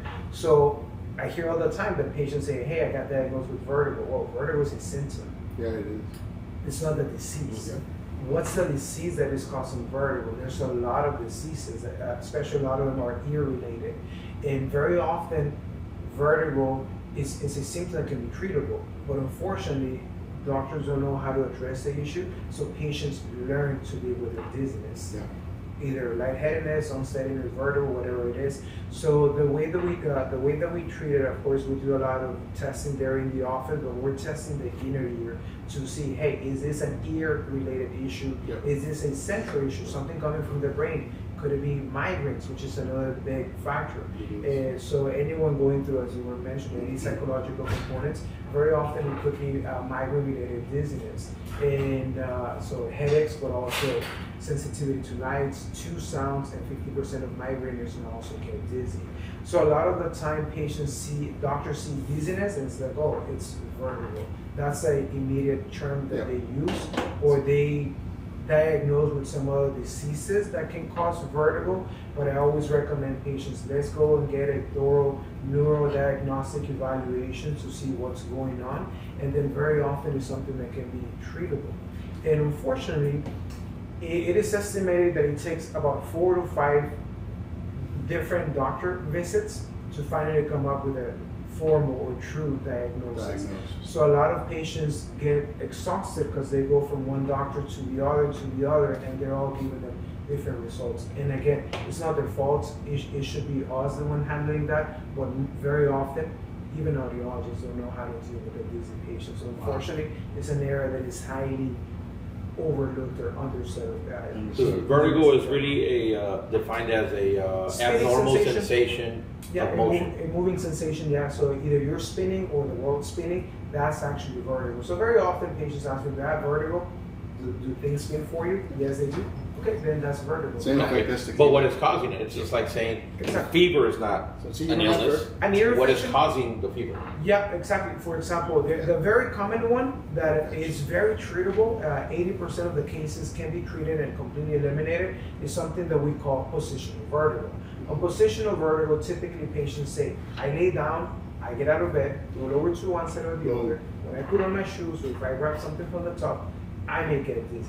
That's very treatable. And it is estimated that almost everyone is going to have it at least once in their life. And there's people who have it multiple times. That is caused because there's some crystals inside of the inner ear that get displaced by any abrupt head movements. Falls, car accidents, and traumas can get the crystals displaced. And now we do any of this and we get the spinning sensation. Typically tends to last for a few seconds, the spinning sensation. We may get lightheaded, we may get headache, we may get nausea after it, and it varies a lot from patient to patient, but the actual spinning sensation most of the time lasts for a few seconds. But people may have ear infections, they may have viruses, bacteria, they may have migraines, they may get Meniere's, which is another big one that very often people get diagnosed as. So there's a lot of things ear-related that can cause these issues. Thank you for Stress clearing and that up. anxiety worsen all of these symptoms. Thank you for clearing that up because this guy drinks tequila. So, And he's falling like I on his say, He face. gets vertigo. I get vertigo Yeah, almost every day. So I Right? was, I got vertigo. I got to like stop drinking. No, I got vertigo. Well, that's what I like to call it. Hey, Doc, so going back a little bit to what you said Yeah. about misinformation, and have you heard? I just heard this recently that they're now diagnosing dementia as a third diabetes. A lot of people What's refer the correlation between that? diabetes is a If any. metabolic issue. So, Right. for example, in our extremities, so our hands, our Mhm. feet, we have the smallest veins and arteries in our body. So very often they can get clogged up, and when they get clogged up, there's no blood flow, so there's no oxygen, so it becomes a dead area. So an extremity as well would be like the brain. So whenever there's diabetes or multiple factors, the veins can get clogged up, and there's lack of irrigation, and that leads to death of the brain, and that's why it's considered as a diabetes type 3 because there's blood areas because of lack of circulation. Okay, So it goes between those thank you. lines. You see, you have diabetes 3, where I your have brain diabetes. your brain good. I have And diabetes. Yeah, when the something like diabetes. this, when something like this happens, because my exam is also sensitive to central findings, it's called what we refer to it as a VAG, video nystagmography, so a balance exam. When we see something that could be of central origin, of course we refer to a neurologist. We see some patterns there that make us think, okay, this is not related to the ears, something else should be causing it, likely the brain, so let me go ahead and refer you to a So either neurologist. physical or medical. So Exactly. we've talked about cause and effect. What about treatment? What treatments are offered for? For example, for positional vertigo, we call it repositioning maneuvers, where we do some Move the head around? exercises, exactly, where we lay the patient, we move their body. And you know the their head. position of where and how the liquids are supposed to Exactly. flow, correct? We use gravity to get the crystals back to where they belong. So there's about an 80% success rate on that to completely 100% eliminate the dizziness, at least for 80% of the patients, because that extra 20% may have some other factors that can be causing the dizziness. Such as medicine or prescription. Definitely, yeah. It's called polypharmacy. So a combination of There you one go, that's medication or multiple medications.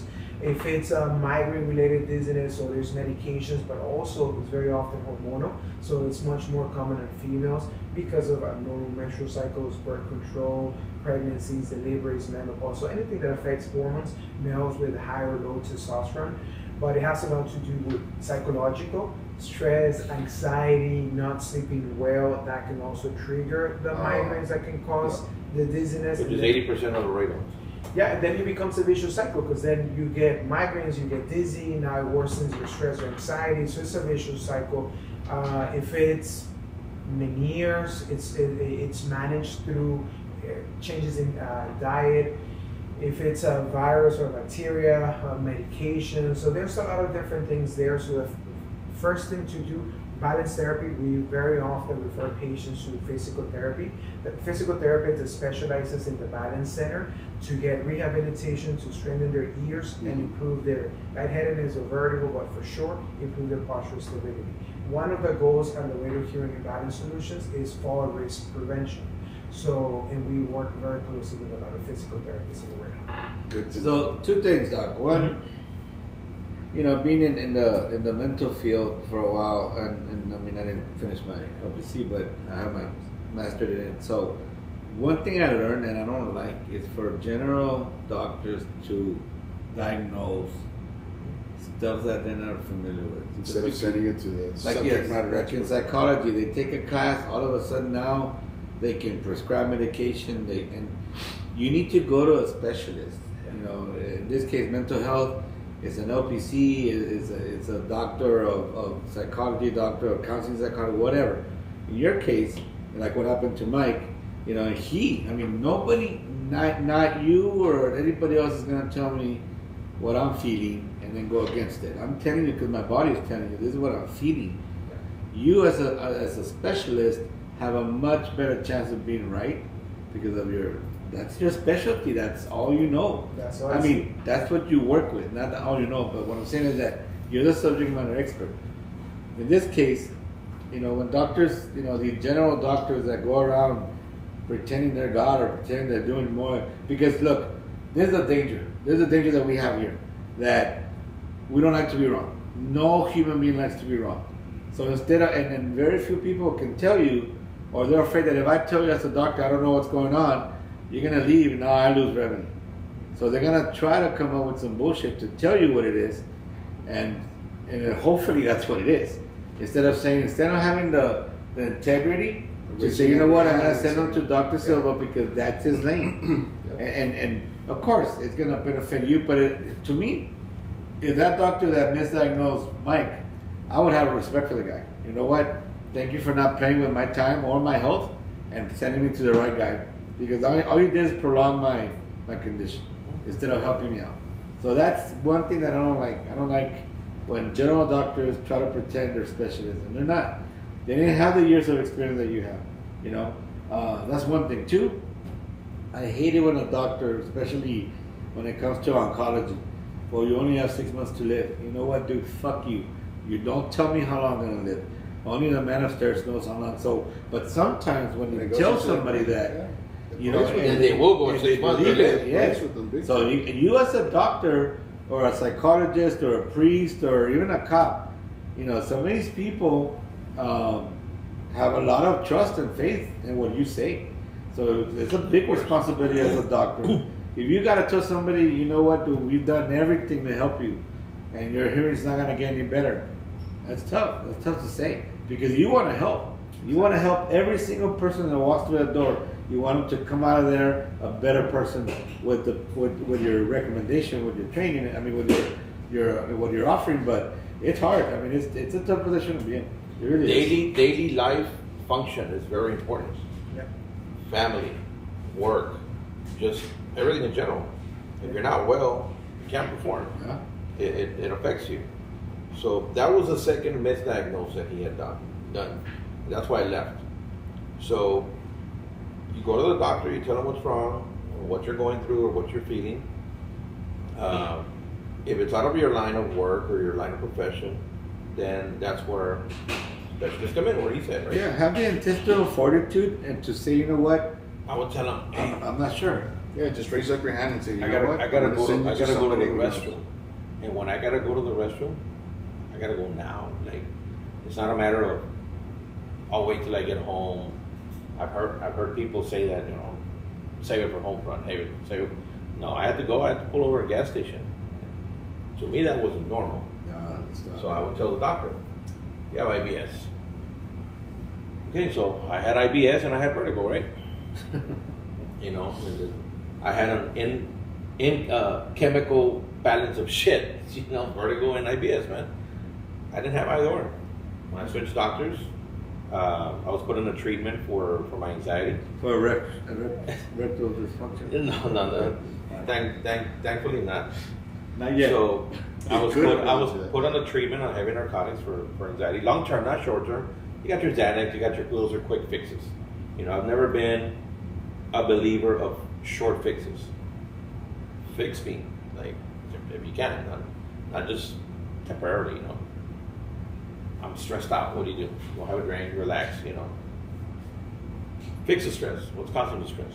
You know, remove the stress. Or some things you can't, right? But try to do the best. So it wasn't vertigo. It was, you know.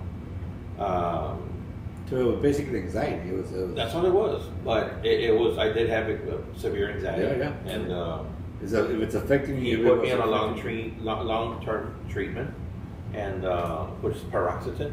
It was put on 6 Bless months. you. You're welcome. And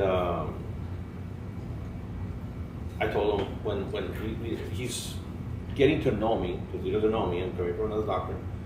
So I asked him for the Nexium. And then he asked me, well, what do you need Nexium for? And I'm thinking in my head, you're a fucking doctor. Why would you ask me, what do I need Nexium for? What is Nexium for? No, but his question was legit. What do you need Nexium for? Like, but that was your experience, though. Yeah, what are you going through? Well, I get heartburn with pizza, chili con carne, and hot stuff, and sometimes I get acid reflux at night. Okay. He goes, I'm going to send you to go get a test. So he sent me for a test. Got rid of my heartburn. I get heartburn normal now, like every other American. Every now and then. But I hardly get any heartburn now. But going to the restroom, it's gone. If I have to go right now, I can wait an hour and a half, and then go.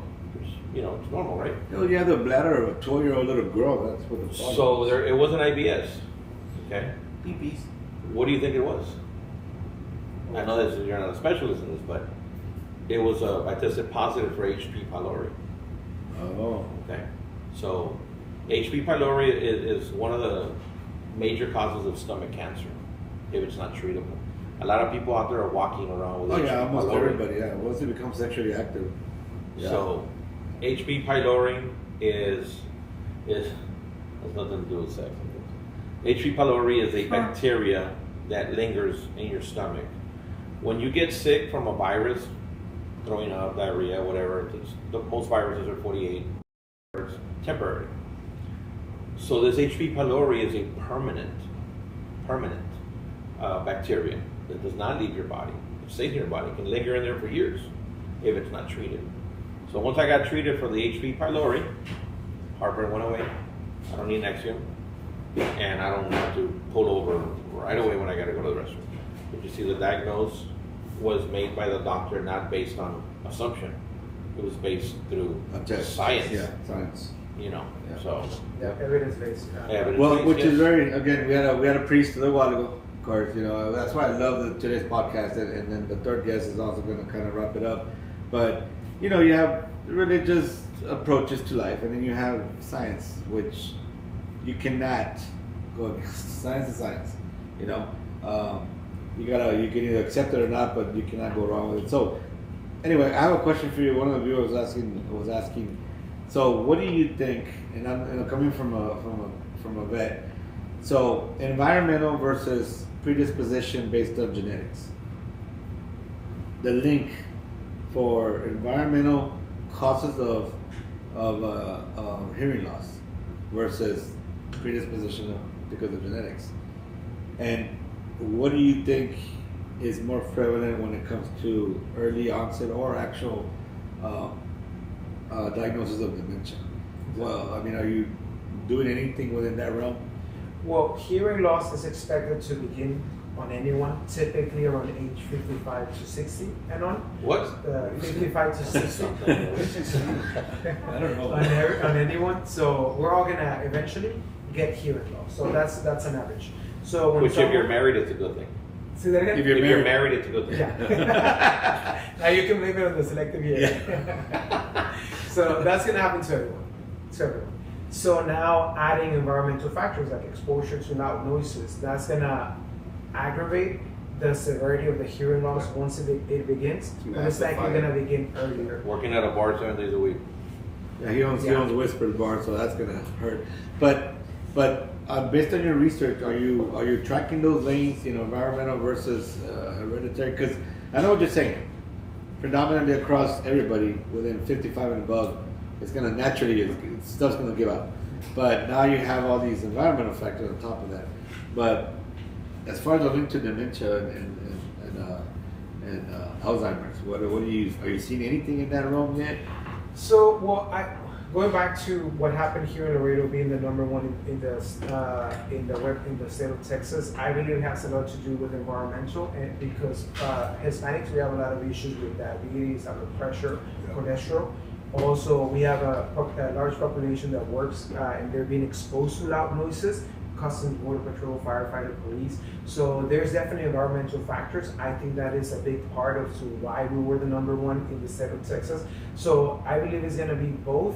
The thing is that stimulation to the brain.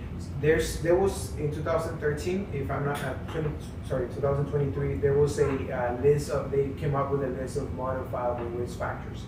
So things that we can do at home to try to reduce the risk of dementia. The number one and most important modifiable risk factor was truly your hearing loss, because we want to stimulate the ears to stimulate the brain, because the brain functions as a muscle. If we use it, we're going to keep it strong, we're going to keep it sharp. Number two was education, learning new skills, anything new. And some of the, on the top of the list, then it was social engagement. Someone has to be active, because social isolation leads to depression.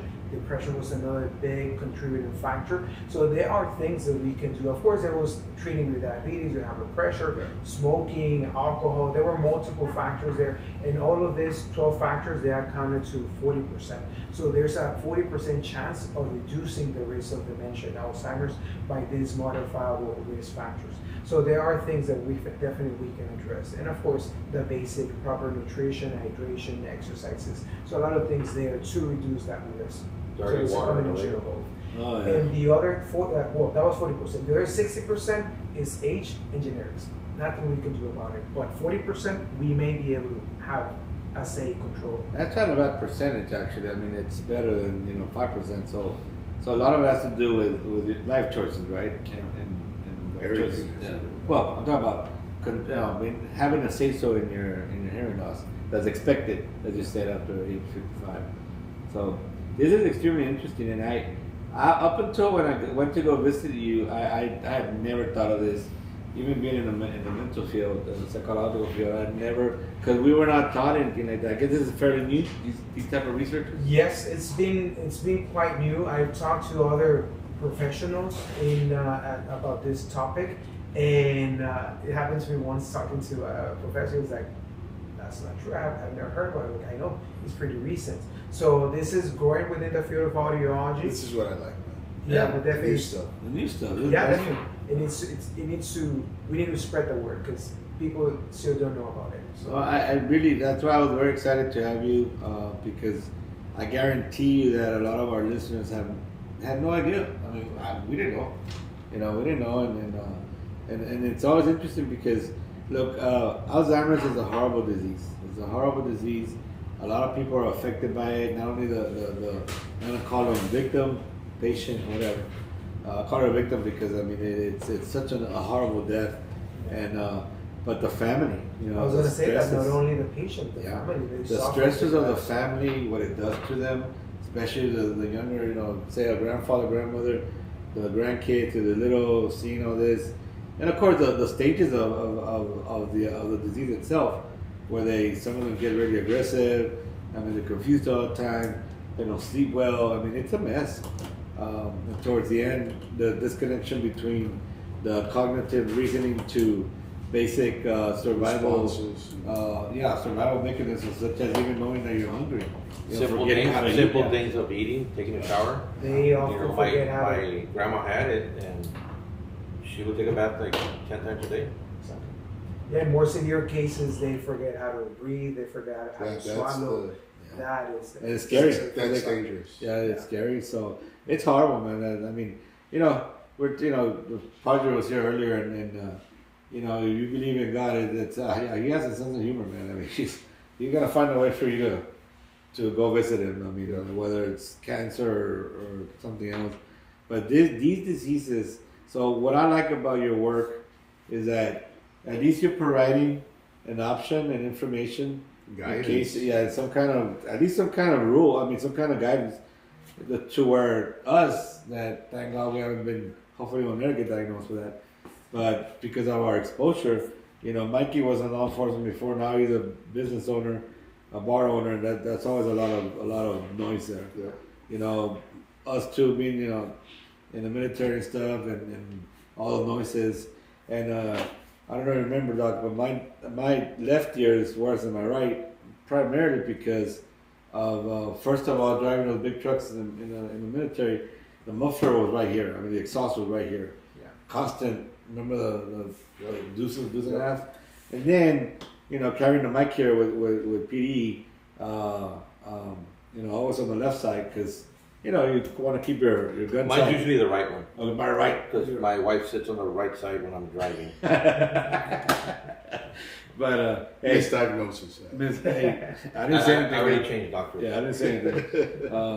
What you need to do is change your underwear, man. I can smell it from here. We don't all wear Pampers. I'm sorry, bro.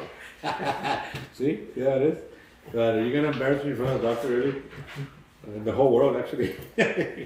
But all right, Doc. So besides this breakthrough research, what else is going on in the exciting world of audiology? As far as what are you offering on radar? I know you talked about in vertigo. A lot of people have it, and they don't know it. And the ones that have it, most of them I've heard them be like you said, it's a learn to live with it.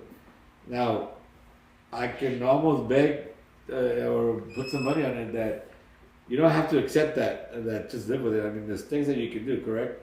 Yeah, unfortunately, a lot of the time patients learn how to manage their dizziness. So they're like, I'm okay while I don't do this. I'm like, Yeah. yes, but I don't want I to just do don't bend down this fast. Exactly. I don't get up this. I don't get way. up this fast. Yeah. I'm okay, yeah, but I don't want They're them to enabling learn. it. Yeah, I don't want them to learn how to live with their dizziness, especially if it's something that can be addressed. Let's go ahead and take care of that. Because I always share this story. I had a patient a while ago who said that it happened to me years ago. I already learned to live with it, but he said once I was carrying my grandchild and something happened at home and I reacted. And I did what I know I shouldn't have done, and I got pretty dizzy with my grandchild in my arms. Like I felt like we were both gonna fail. I was like, exactly. That's why we wanna treat the dizziness and not for you to learn with it. But unfortunately, again, going back to if it's misdiagnosed, there's not much that you can do. But of course, that's something that we can help out here at the Radio Hearing and Battle Solutions. The chair got dizzy in it. Yeah, the chair was a chair, so it does that a lot. Actually, I was drinking tequila right I think the next guest might be drinking. No, I think there's a ghost here, dude. There'll be times where I'm here and all of a sudden these chairs just start moving. Which I don't care about. Doc, let me ask you this. Yeah, okay. So a little bit on the serious note, is there any preventive, like not medicine, but anything that you want to share, like to try to prevent us getting what we know as vertigo? Or I know it's lifestyles and all this kind of different stuff, but what is one common mistake that we normally do that we should try to avoid? Exactly. So I would say one of the common causes Loud for noises or whatever. Yeah, so exposure to loud noises is gonna cause inner ear damage. Right. And that's gonna cause hearing loss, and it's gonna cause tinnitus, which is the ringing in the ears. Everyone knows about it. The balance center is right next to the hearing center inside of the inner ear. They're both one system. They come from the same nerve. If there's damage on one side, it just makes sense that there's gonna be damage on the other Sure. side as well. So now that can happen temporarily, correct? Because Yes. I've had that to where the The for a tinnitus. day or two, Tinnitus. and then it goes. That's in the key of D. Oh, In case you want to know. okay. Thanks. Yeah, the tinnitus. Most of the people would say that tinnitus is high pitched, so like a E type of noise.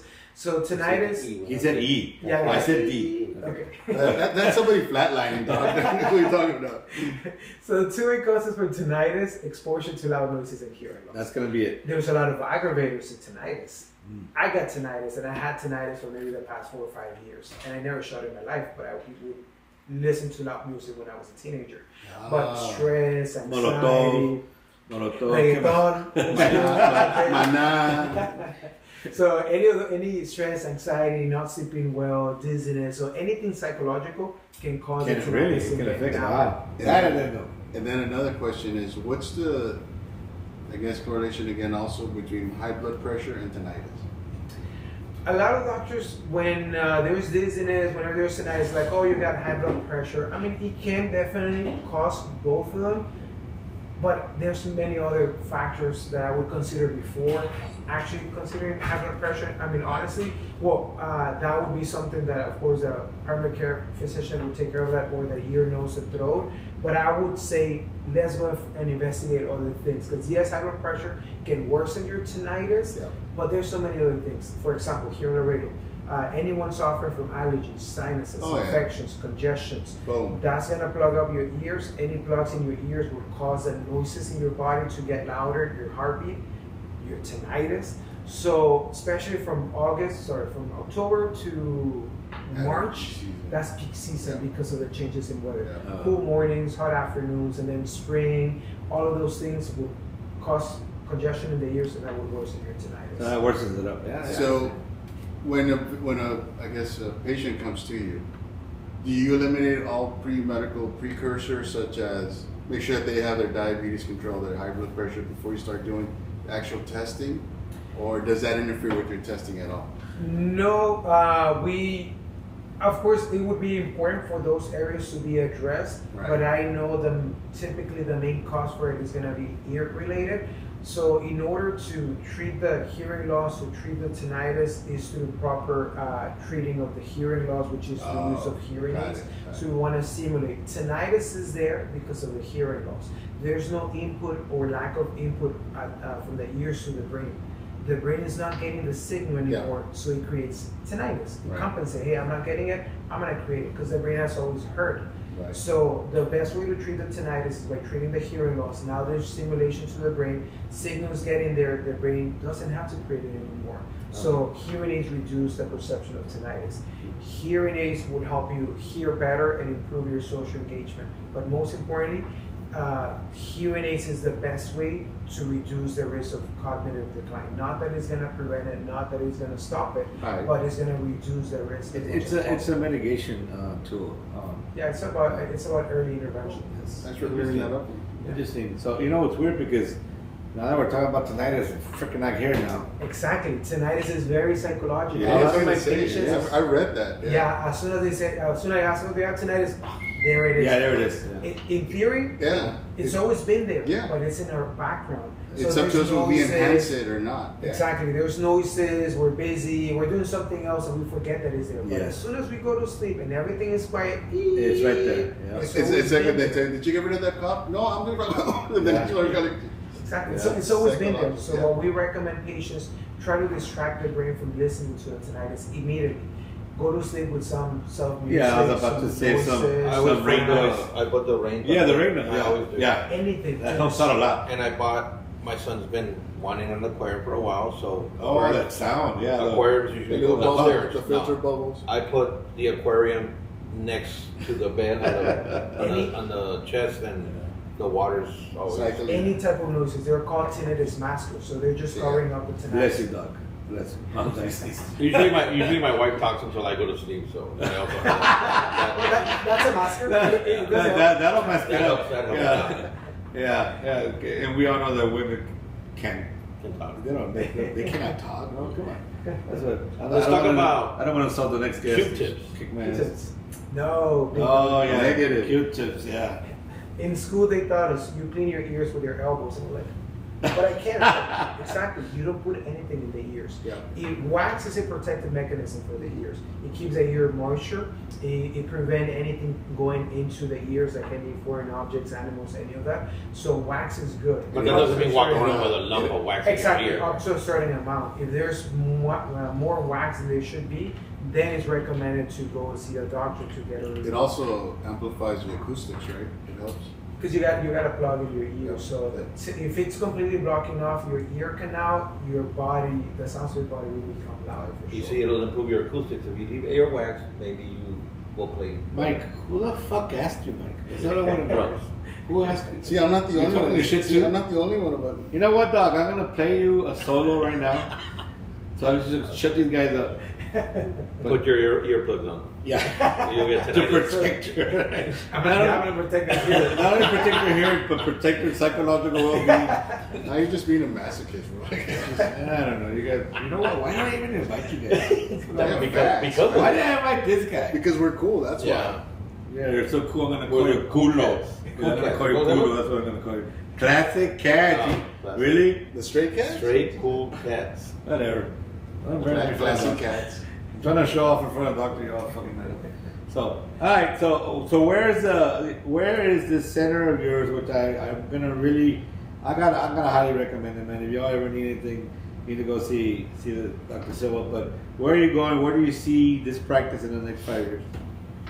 Where are we going? We would love to expand to other areas outside of audiology. I don't know if I mentioned to you last time I talked to you. We're currently building medical offices, and Yes. we created a company called Culture Managing.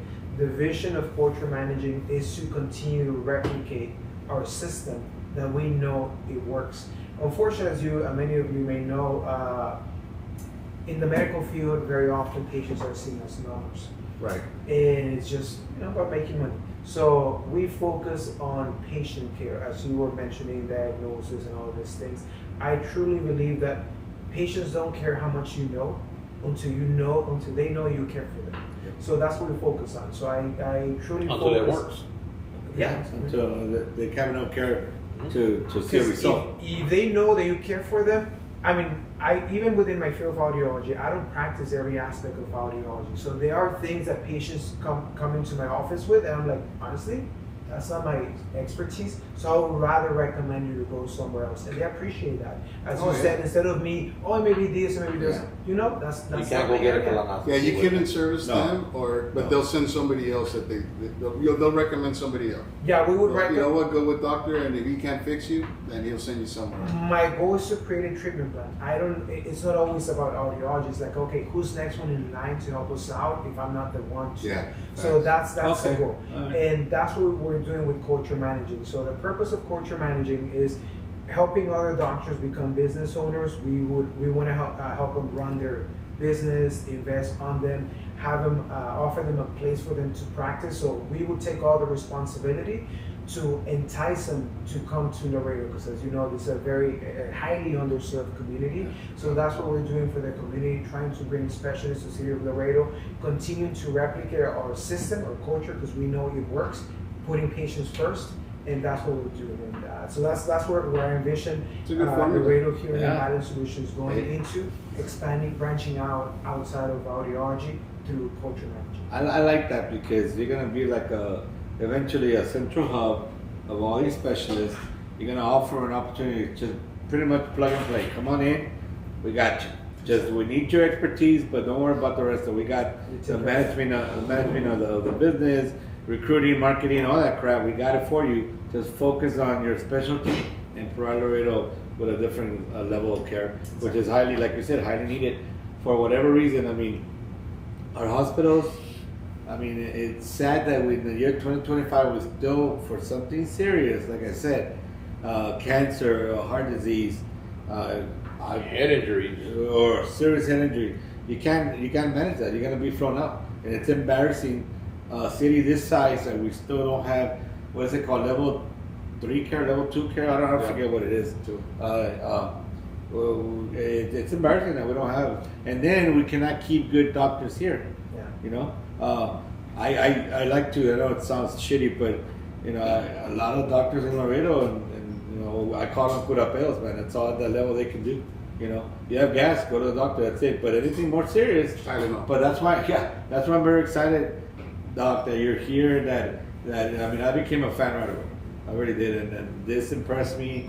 And it's not easy to impress me, but I really appreciate what you're doing with your staff. I mean, the lady that helped me out with the test, she was talking to me like you're talking right now. I mean, this is a staff worker, not a doctor in any way. I mean, so I believe you that you include them in the trainings, that they know what you're talking about. He they closed, can talk. he does what I believe in. He clones himself. He'll clone himself with Yeah. all of his staff. Yeah. So his staff knows what he knows. It's about creating systems. There you go. Because unfortunately, Systems and practices. yeah, unfortunately, doctors are not trained how to run an office, Nope. how to handle people. Zero we know how to leadership. take care of patients, but that's all we know. Yeah. So a lot of the time we learn as we're going, but a lot of people they just get on their bubble like this is as much as I can do. No, if we get help, if we create systems, and if we implement, you'll be able to first of all improve your work-life balance because that's what a lot of doctors complain about. And controlling how much money you want to make, well, how much you want to work. That's what we're offering because a lot of doctors So- they want to free up from the medical setting and from the hospital setting Right. and go into private practice. No, Freelance. Freelance. Yeah. Oh, private practice. So, are you going to include a mental health aspect to this hub of yours? And honestly, any type of specialist that we can bring, that's what we're looking for. That's going to open up a lot of doors for these LPCs out there, these psychologists, counseling psychologists that are out there that are maybe not practicing because they don't have a place to go. So that's going to open up a lot of. I like it. No, I'm very excited. I mean, we need to figure out how to first of all push this message. And I'm hoping that when people hear this part of today's podcast, that they're excited, that there's a light that's different than what's out here right now in Laredo. And that's look. And I'll tell you one thing. One of the premises that this show is based on, we're trying to showcase people that are making a difference in Laredo. A lot of people talk a lot of shit about Laredo that there's nothing to do here, blah blah blah. I have a business owner to my left that has been very successful. It's a very nice place to go compared to a lot of other, shithole bars and stuff or lounges, whatever you want to call them. Another one that's a broker and does a lot of logistical stuff. So we wanna shine the light on you now that you're developing this. Now when you're successful. Now that you're gonna, it's a fight. It's like a salmon going upstream. A lot of people are gonna join you. A lot of people are gonna go against you. And unfortunately, our culture That's of envy and the biggest jealousy, deterrent, we want people to support each other. We need to support each other, and because you're the leader, you're a pioneer, and so we need to support. And funny you should mention that. To piggyback on your comment, TJ. Quick question, Doc. So your patient based is on walk-ins or on referrals? Typically referrals. We work. A lot of our patients are veterans. And I'll tell you why I asked right now. Uh-huh. Go ahead. Yeah, so referrals mostly. Yes. So the reason I asked is because I know it sounds all, some people they're gonna shun from Laredo Hearing and Balance Solutions, but it's an open door. Like they can walk in. You know what? You have issues with your ears, or it's not an ENT, but they can walk in. That's what I'm trying to get to Laredo. Like they're open doors.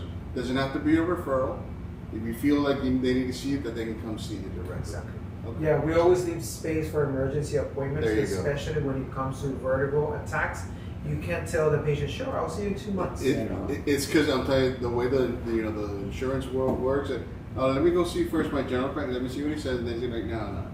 They can just go directly to you.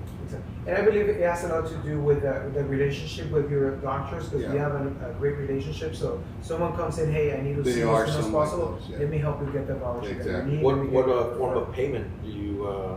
We Accept? take any form of payments. We work with Cash, all insurance, insurances, Medicaid, Medicare. VA, Medicare, Medicaid, yes. Good to know. TRICARE, we see a lot of family members from veterans. So yeah, we work with all insurances, and we are always, trying to learn anything that is new. If, hey, there's a change in the system, let's go and learn it to There make you sure go. that that's not That's going what I to like. impact my That's patient's what I'm talking performance. I know it's more on the financial part and stuff. Some doctors don't, handle it or speak of it. You go to a doctor and it says, there's signs up that says, please don't ask the doctor anything about payment, because they don't handle that. They have their staff. But in the case that somebody does not have insurance, what does a consultation cost more or less? Yeah, for hearing evaluation, we charge $100 just for the hearing evaluation. If it's a balance exam, including the hearing evaluation, $300 out of pocket. Because of the testing and all that stuff. The Yeah. time. Yeah. Just I like Time, yeah, it's Yeah. The time. pretty lengthy. the innovation. That's to me. That's Yeah. No. I'm very excited. And look, and this is what our people bring to the world. Okay, this is what our people. And I'm talking about Hispanics. And I'm talking primarily Mexicans. That's what you say. Okay, that's I hate that word. That's my interest. Not because Hispanics. We're Mexican. Oh yeah. Pero mañana, 4th of July. Oh yeah. we're Woo! Viva America. Hace un hot dog. Gulf of America. You know hamburguesa. Tomorrow it's gonna be America. Gulf Yeah, of tomorrow. America, right? It's all about America. Yeah, now it's the Gulf of America. Jesus Christ. So anyway, so what I'm saying is that, look, you're one of us that came from nothing to where you are now. Now you're going to Disney with all these fucking excuses about other bullshit.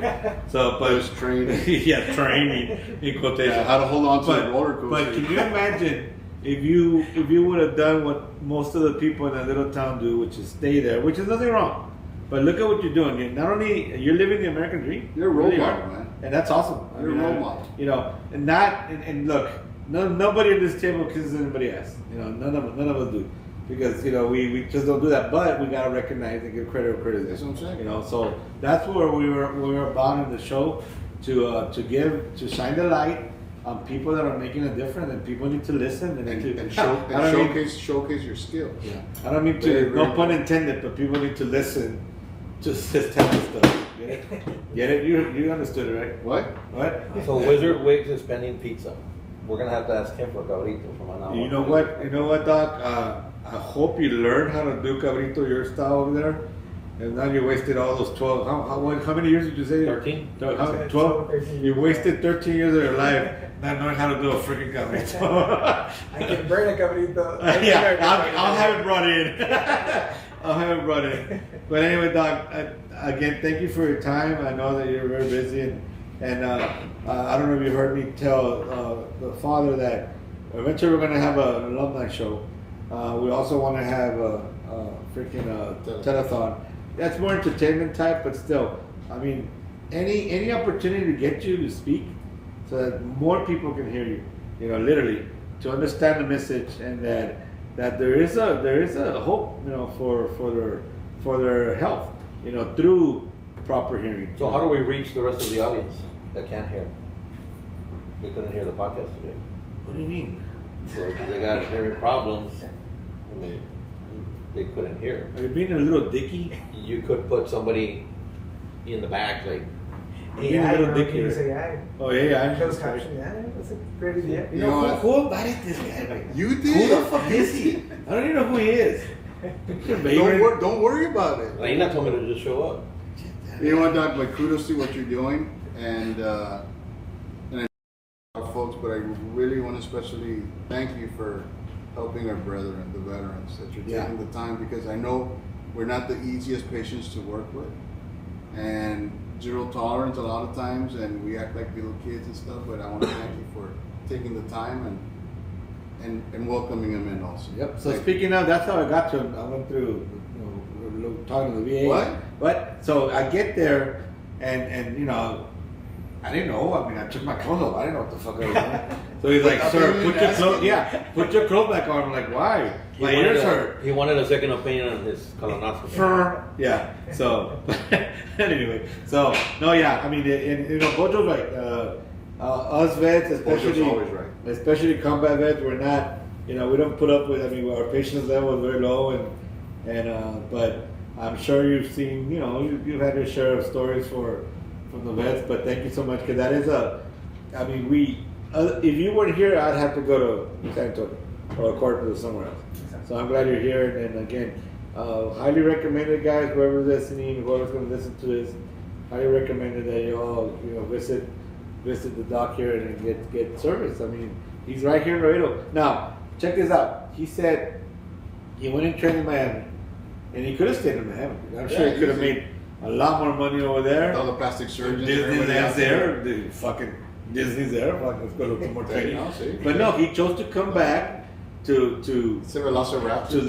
little old Laredo to bring his specialty and knowledge here, which is very commendable. I really appreciate it. Yeah. I hope that you feel part of the community, and that this is home. This is home. This is Yeah, home for definitely. you. This is home. I always wanted to come back. serve my community. And as an immigrant, very thankful for your service because I was able to come into this country and enjoy everything that we've been able to accomplish. And I'm very thankful for that. We appreciate Give back that. as much as I We can. appreciate that. So don't forget that next time you go to Disney. Yeah. A couple of extra tickets. What are you guys doing here? What? Weren't we part of your staff? We're not welcome. I got Didn't scrubs you? on. Yeah, we're gonna wear all scrubs. Disney with scrubs. Takes off his clothes at Disney again. Yeah, I mean, hey, I'm just like taking off my clothes. I mean, you may not like it, but I like it. I mean, you may not want to see it. Like, what are you doing here? Fucking goofy. This is, yeah, no. Why did Mickey Mouse divorce Minnie? Because she was fucking goofy. Get it? Yeah, Get it? yeah. You got it. I You got it back in the 5th grade. when I Hey, heard you know that. what? Screw you, man. That's still a good joke. The doctor hadn't heard it. You know what a good joke and he was? saw Goofy. Never mind. Anyway, Doc, again, all right, so what we're going to do is, again, we're going to ask you to sign, get a You picture. know what's a good joke? What do you call a Mexican with the rubber toe? With a what? With the rubber toe. Roberto. Rubber toe. What? You know what? You're making fun of fucking Goofy. You're bringing that shit up. Get it? Rubber. He should get Like beat. Rubber. He needs to get beat for rubber. that. Rubber And the toe. thing is that he knew it. Because he saw that in Sasquatch. You saw it, right? It's guys are hilarious. sick, man. I love watching those videos. You guys need help. Anyway, all right, guys. Let's take a little break, and then we'll come back in a little bit, Oh, guys. any closing or anything you want to say? Yeah, you know what? I'm sorry, Doc. I'm gonna give you an opportunity. Anything you want to say? Last minute, say about Arroyo. He's like, what? Ah, no, you didn't. Now he's gonna do what? No, thank you so much for taking the time. You can find us at 10414 Medical Loop. We're right behind HEB Plus. HEB Oh, Plus. there you Our go. phone number is 956-462-5848. Excellent. Okay. Awesome. Thank you for Thank your you, time. Doc. Again, don't go anywhere, right? Let me get this going. Reina, can you help us out? You know what I mean? That's a true tech.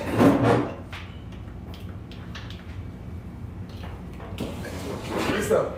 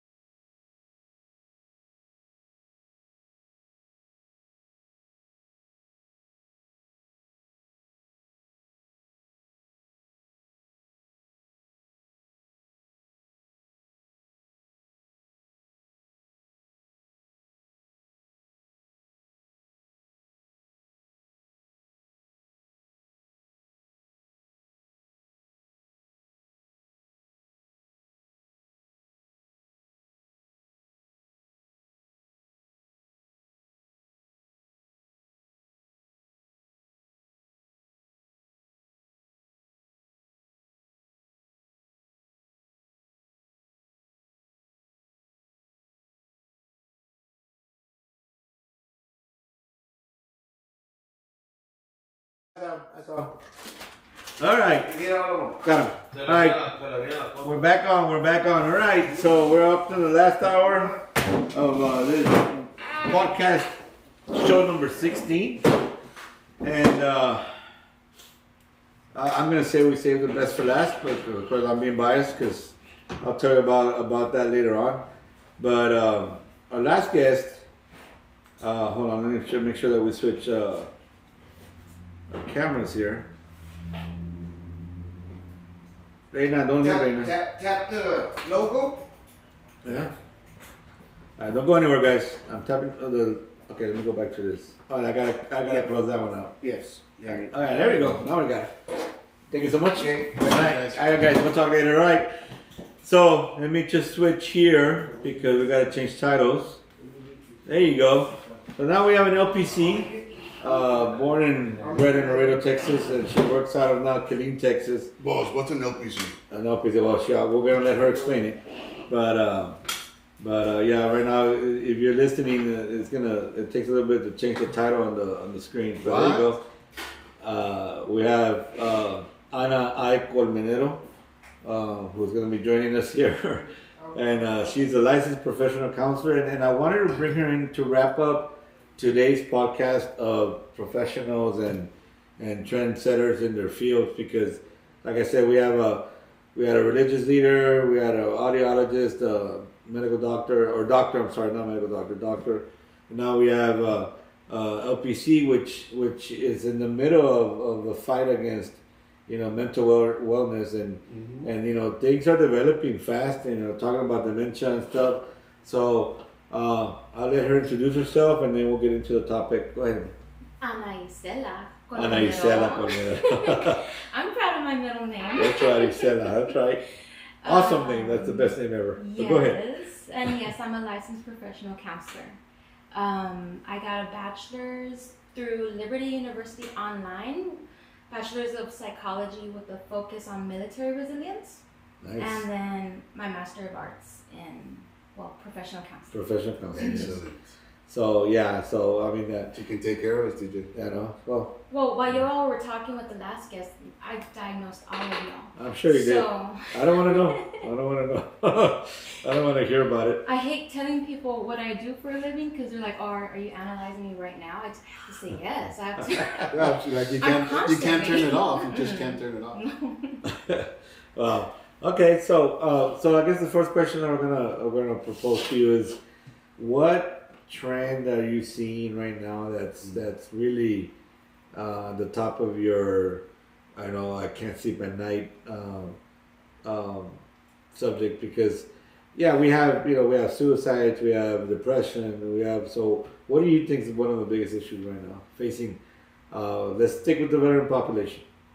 I would say connectedness to other people. We lose community, especially nowadays with everything being online. Yeah. And then now people are forming relationships with artificial intelligence. Yes. And Oh wow, I forgot about that. Yeah, it's interesting. yeah, they're having conversations. I have clients who, and they're just trying to help themselves, but I'll ask, do you ever talk to friends about this or someone that you trust?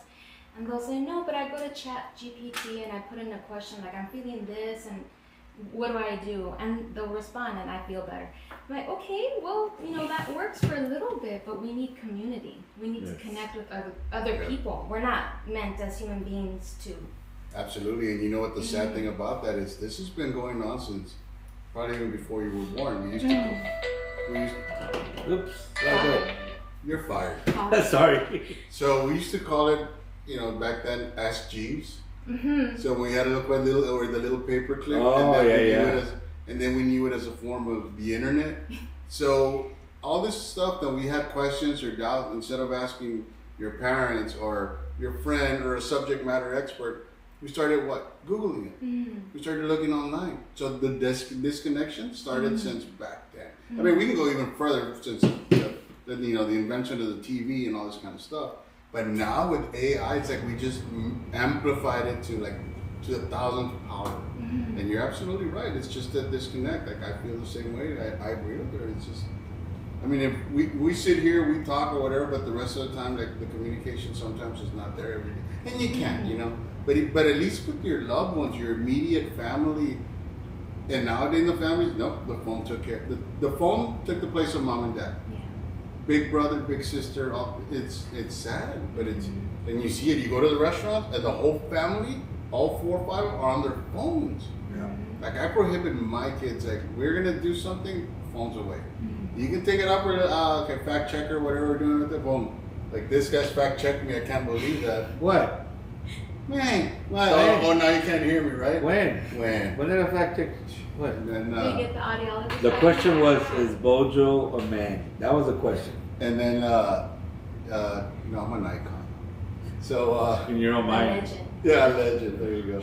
But it is so true, and it starts with that. And where do we end? How can we combat that? We have to stay connected. We Yeah. have to ask questions and keep an open mind. Yep. I think that's the most important thing. A lot of people become closed-minded, especially I think in our culture too. That's Nowadays, the yes. biggest disconnect between generations because a lot of my clients are like first-generation U.S. citizens. So they come, they see me, and they say, "My mom doesn't understand me." I tell her, I'm gonna go see a therapist, and she's like, "Nothing's wrong with you. Go clean your house. Go." Yeah. Yeah. Well, because they're limited in their own education. Yeah. So it's hard. No, I the generational gap. I see it. Yeah. I Now, that is changing a little bit though. So I've seen families where they brought in, their mom, their grandma. Oh, wow. And Wow. it's so Like, interesting. listen to what she has to say. Yes, but I have to really premise like you need to come in with an open mind. Be ready to not just listen to your granddaughter or your daughter, but just another person. Has nothing to do And with. again, it goes back to our culture. Again, a lot of our moms, our grandmas, they don't want to be told by somebody else what to Especially do. a younger, Yeah. authority figure. They're like, who are you? I mean, Mira, mijita, I've been doing this Yes. for like. Sí, yeah. They Oh, start- yeah, the old. They start with the old little like, no. Yes. That's Yes. crazy. That must be hard. And we can acknowledge that and appreciate the way they did things, and everyone survived. That's good, right? But it was a different time. It was a different time, and we don't have to settle for the bare minimum. Yep. Yeah. People have a hard time realizing that too. And it's such a broad spectrum because you have what you said, and then you have the other side. All these kids like they feel like, no, I'm entitled to this. I'm entitled to that. Mhm. So they just take it to like overboard. Like, no, it's just this. But like you said, we don't have to settle. Like, There's a balance to Yeah. everything. Yeah. We don't have to be treated like shit. I cuss a lot, even in therapy. I really do. But I wonder where you get it from. we don't. I don't know. We don't have to be walked over and be a doormat to anyone, No. but also we're not entitled. We're not owed anything. No. Mm-hmm. See, that's very important. That we're not the entitlement part of it is part of the huge problem that we have now. Huge. That this generation, and not only this generation, we've had people, but it seems more prevalent now that because of our generation, which is ahead of yours, obviously, we grew up with drinking out of hoses, playing outside, and not all of it, latchkey kids, parents working. Yep.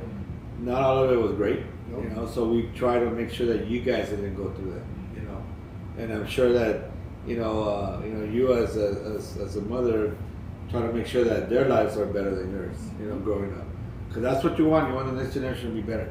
You want the next generation to be better than you. So your children should be better developed, more professional, be ahead of you, because that's what you're supposed to do is catapult them to something better. But the entitlement is that. But as she said, it's with a balance. Because in us doing that, like I said, I think our generation is responsible for the millennials. Yeah. Because We we enable them so much. We created those Ay, no, monsters. mijito, don't do this, don't do that. Whether we did it directly, knowing or not knowing, I feel like we failed that because we're Generation X. Nobody could control us. Nobody could tell us what to do. Nobody knew what we were going to do or how we were going to turn out. And that's why we're Generation X, because we have four wins that we could have gone. And with the millennials, I think we over-pampered them maybe. Or we over-enabled them, and to now they're like, I'm entitled to this, and total opposite of a baby boomer.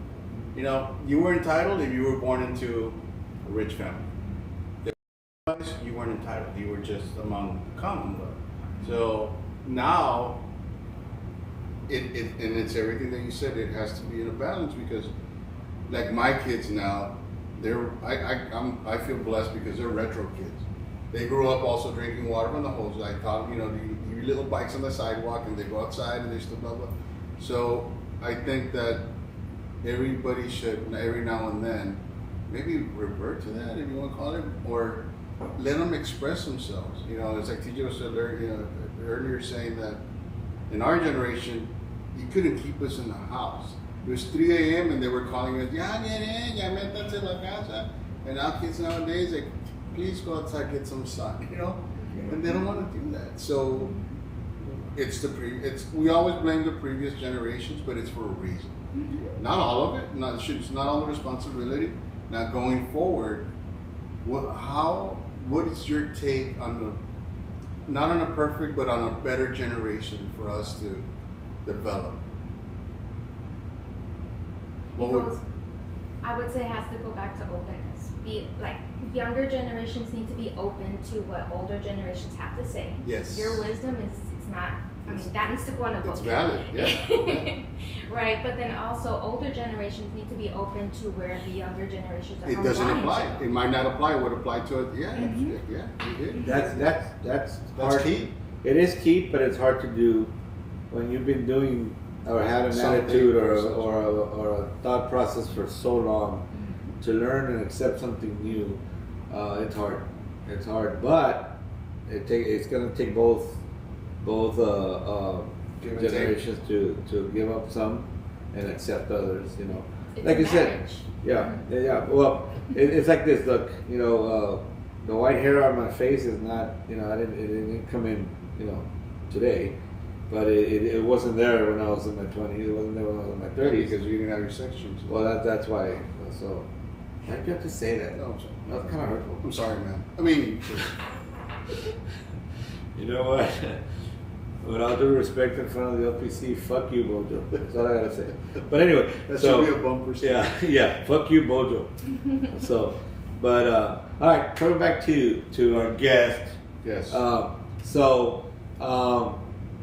What would you say needs to be done in the realm of medication? When I was, deciding to train for what you're doing, I was always against medication. Always. Unless I know that there's some cases where it needs to be done in order for them to balance out and be able to hear you as a therapist. To begin the process. But yeah, but there's some doctors out there, and I don't know, I think you heard me when I was talking to Dr. Silva, that I don't like these generalists prescribing, psychotic medication or any kind of mental health medication when they only took one class of psychology in the medical school. Or only saw that patient one time. Or saw it one time, yeah. And made a diagnosis right then and there. So, I don't like that. You in the field, and of course you're not a psychiatrist, you're a psychologist, so you cannot prescribe medication, but you have to know about it. You have to know that it's, what maybe refer them to a psychiatrist so they can get it. But what's your take on these type of psychomeds? I agree. That doesn't have to be a first. Solution. First resort, almost like to turn to. I like to look holistically, like what are your daily habits? Yeah. A lot of people don't realize that even dehydration Lifestyle. causes anxiety. Yeah. Yeah. No, I never thought of that. Yep. Yeah, it causes your heart to race faster, of course, and then Certain that's podcast communicating members to the brain, like we need to be on high alert. No, not you. Sorry. But I like to start there, and then I always, I don't start talking about medication until we're like in maybe session 8 or 9, and we're still not open to changing up daily habits. See, I'm sorry to interrupt, that's very important, because a lot of people, I'm not going to say everybody, but they say, psychologists or psychiatrists, they automatically think they're gonna give me meds. They're gonna give me meds. That's why they don't go see him. Exactly. Like me as a guy, like you gotta go to the doctor. No, I don't. No, I'll just put some WD-40 on it and I'm good. Get some. You know, but when your Take a approach is excellent because that's a stereotype. And so unfortunately, like, oh, I want to go see it. No, I'm gonna get loony pills. You know, Yeah. That's something that a lot of clients say, like on the first session. I ask, what brings you to therapy? What do you want to get out of this? And they're like, well, I don't want to be put on medication. I'm like, we're not even talking about that. I want to know We're why not you're even- here. Yeah, not even there. But I mean, I get it. It's a valid concern. Yeah, Mhm. definitely. But they have to get blood work first because Sure. I mean, iron deficiencies, vitamin D, all of that leads to depression, and they don't realize that. And plus, it'll alert you to what they're coming in with. Mm-hmm. You know, some will come in with a little something already extra that calibrates them to where they are. And you don't know that. They won't be honest, like, well, I'm on this, I'm on that. They won't tell you that. That's good. But that's understandable too. You gotta form that personal bond, connection. yeah. Yes. That trust. Mhm. That's good. That's why I cuss. I like to compare my therapeutic style to like George Carlin. Oh shit. Very straight to Hey, it the works for point. the Army. It's worked for 20, 50 years. So. Seriously, if you're not cussing when you're teaching in the Army or training, you're not doing it right. You're not doing it right. You're not getting your point across. So, Interesting. yeah, so don't feel like you're keeping it honest. You know what I'm saying? So that's what this podcast is about too. It's an adult. We say it's an adult, but we're saying it's freedom of speech. You know, if you want to drop an F-bomb, drop the F-bomb. You want to, whatever it is. You know, some people do it. I wish we would get paid every time somebody got anyway.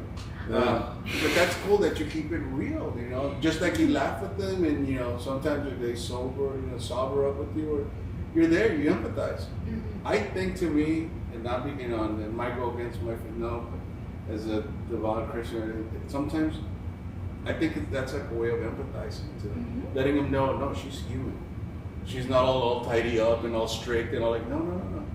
You're human. And I'm not all knowing. I cannot Exactly. help Right, you. that's I another cannot. I'm not here to fix you because nothing's wrong with you. Yeah. There's no. We have to start. I think adjusting that approach also. Like I'm here. I'm seeking therapeutic services because something's wrong with me. No. We just have to fix the way we live. Yeah. Yeah. You just need some adjusting. That's all. So what I would tell my clients when I was training, I would say, look, I don't have the answers for you. I'm not here to fix you. The answers are actually within yourself. I'm just here to provide you with options so that you can think about it and decide which one to take. But I would never say, oh, I know what's wrong with you. I would also try to always hold back a lot on diagnosing and labeling, because we just said it with the last guest, that when a doctor or a person of authority tells you, you have cancer, you're gonna die in 6 weeks, your brain is so powerful that if you diagnose somebody with what you think is wrong and it's a misdiagnosis or whatever, you just planted that seed in that person's brain, and you did a complete and almost unprofessional disservice to that person by It's a form labeling. of harm. It is because they're coming here for help, and you just give them You're just stepping on them. You're pushing them further down. It just really positions them for that confirmation bias or even self-fulfilling prophecy. Like, I like talking to her because I've been so your approach, I guarantee you, if you're gonna label it into a psychological approach or a theoretical approach, I'm gonna say you're probably very Gestalt in nature. I like to be, especially with my male clients. Yes. I like to be after Yeah, trust- rapport and all that yes, stuff. Yes, but Definitely. I'm actually more aligned with Beck. Really. I'm very person-centered, so I find similarities. So like with one client, rock music. I like Slipknot. He Yeah. likes Slipknot. Everything's great. Another client, she likes pizza, right? And she likes pineapple on her pizza because it's a thing and it's good. But so it's about making connection, and it's like you said, Uncle Bojo. I'm sorry, I can't say Bojo. I'm so sorry, but what is it? Keeping it real. Yeah. Right. So if I show up, Dad, yesterday when you asked me like, you want to be on the show, I'm like, oh my gosh, I have a session in 20 minutes. What the heck am I going to talk? So I show up and I log on to session, and my client's like, oh, how are you? And I said, well, to be honest, I'm quite anxious right now. I am trying to take deep breaths, and then he's like, oh, take your time. Listen, I'm the therapist here. Just give me a second. Yeah. So now the cat's out of the bag. For those of you who don't know, this LPC in front of us is actually my daughter. So About that, TJ. Yeah, and all right. So this We've is been lying to you. well, yeah. Actually, the what was that stupid show? Was it Maury. Yeah, Maury. Yeah. You are not. No, you're not the daughter. But anyway, so I'm very proud of this professional Yes, in we front are. of me. We I think, and she called Bojo Uncle Bojo because he knew her since she was like 2 or 3. Actually, forever, man. Yeah, I mean, since forever. you know. So, but anyway, so this is a very touching podcast for me because I'm getting to interview my offspring. Yes, Which I is know. badass. No, it's badass. How many chances does the father get to do something like this? Yeah. So No, that's it good. just so happened that she's in Laredo. She's actually doesn't live here. She's an army wife. Her husband's deployed right now, and she came to visit. So it just happened that it's a podcast day. So I'm like, you know what? So I asked her yesterday. She's like, So you're not gonna pay her. That's what you're yeah, saying. I'm not paying her. So she's like, You're would so you stingy, be bro. hurt if I didn't come out? I'm like, no, but I mean, I see why not, right? Because but again, she's used to being. But you know what I enjoy is just the aside from the conversation and your presence and being here, just that you bring such a fresh approach to what I mean. At least in my experience, going to a psychologist, a psychiatrist, it's like he said it. There's something wrong. Like if it's somebody's recommend, go see a psychologist. Just say it. There's something wrong. Like finish the sentence. Go see a psychologist because there's something wrong with you. And they won't say, no, just you. I think what? You think what? Finish the sentence. I need help. And maybe it is.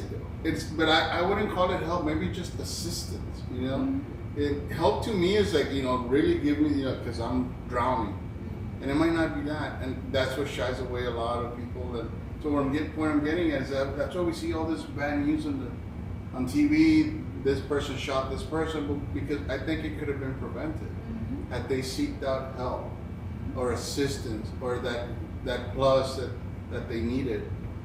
But they need more approaches like yours. It's just, I think a lot of people, they just want to do everything so rigid by the book and like we're in the 21st century, like didn't we learn anything? Like we're not cavemen, we're not, I don't know, it's just like, I just think so out of the box, like what I do on a daily basis. My favorite toy is the impossible in what I do. It's battery operated. Your favorite toy. Say it. Cochino. Is that Anyway, good. did I leave my conscience on? Anyway, so what I'm saying is, and then we should be trying different approaches, like with Doc that was here also. That's what I told him, his innovation, and he's constantly, and now I hear from you that I feel like there's hope. Yeah, definitely. That there's hope, like we talked to 2 different from medical fields to a different, I think from a different point on the spectrum, and I like what I hear, man. It's just, I'm a big guy. I'm against big pharma. Then I'll say that, or meds and all that kind of stuff. I fired my last family doctor, general practitioner, over COVID stuff, and so I have no faith in medicine. I'm open about it. My faith relies in God. I'm going to He can take all the medicine in the world, but he's got a plan in that. There is no medicine. Somebody correct me, but there is no medicine out there that will fix something. It'll help you. It might, enhance or reduce the pain, but there's no medicine out there that's going to cure something. It hasn't been invented yet. So to hear all this different approaches and stuff like that, and like you said, like 8th or 9th session, we talk about meds. That's excellent. Because hopefully by then you've developed that relationship where that person, all he needed was just somebody to hear him out, to let him know, like that little mirror, like, no, this is what you look like. Yeah. This is what you look like. No, you're not pretty, or you are very handsome, or you are very pretty. People say you're not. This is the reality. And that's what you put on the table for them, and I think that's very important. That's what I propose. Yeah, and and it's up to them to accept. To accept or to- deny, yeah. And it's very important that somebody actually goes back to what I always tell you, TJ. People say, "What's your prayer?" Oh, peace and the no. For me, it's honesty. Mhm. To me, it's honesty. Like I'm telling, like with honesty, everything else comes. You know, the people that, hey, how do I look at this dress? Horrible. Please go change it to something that's more you. Not like saying, oh, you look wonderful. Where did she get it? Like, no, don't do that. This fosters all this other crazy different And stuff. I think that plays into the disconnectedness, Yeah. the quantity of like inauthenticity. Yep. There you go. We're afraid to offend. I'm not. I got no filters. I got no filters, and your dad knows me, and I'm very diplomatic about how my method of delivery. Uh-huh. But if I have to tell you, hey, you talked bad about me when I was in here I am. Or, you know what, I just didn't agree with what you said about this person because that person wasn't here to defend himself or herself. Mhm. But I'm very open about it, I'm very blunt, and sometimes too blunt, but there is no, I can't live with that. I just can't do it. I can't live in this world. Oh, sorry, I'm sorry. What language was that? I don't know. You English. saw that, Kim Lee? English. What? Kim Lee. Kim Lee. Then they ask you, what language was that? English. Kimberly. But I'm sorry, we derailed a little bit. But I just like your approach. That's what I'm saying, and it's refreshing to hear that because I've never been to a psychologist, nor will I ever.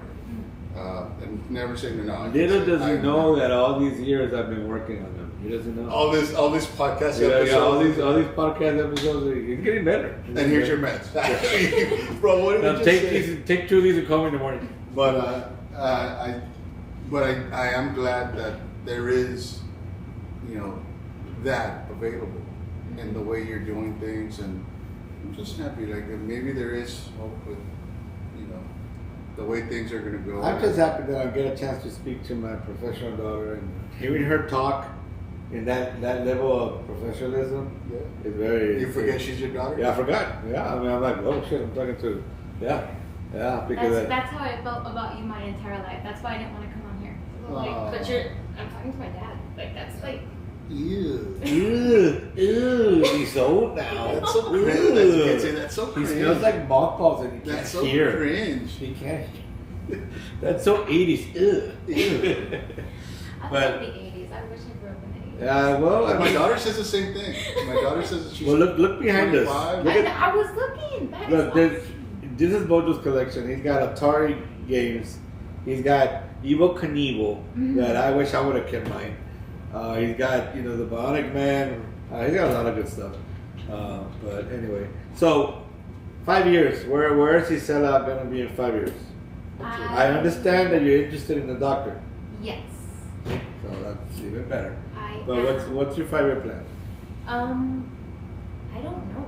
And I'm okay with not knowing for now. Great. I'm not okay with not knowing for a long time. I do have a limit. By Oh, the no. end of this year, I would like to have some answers. Yeah.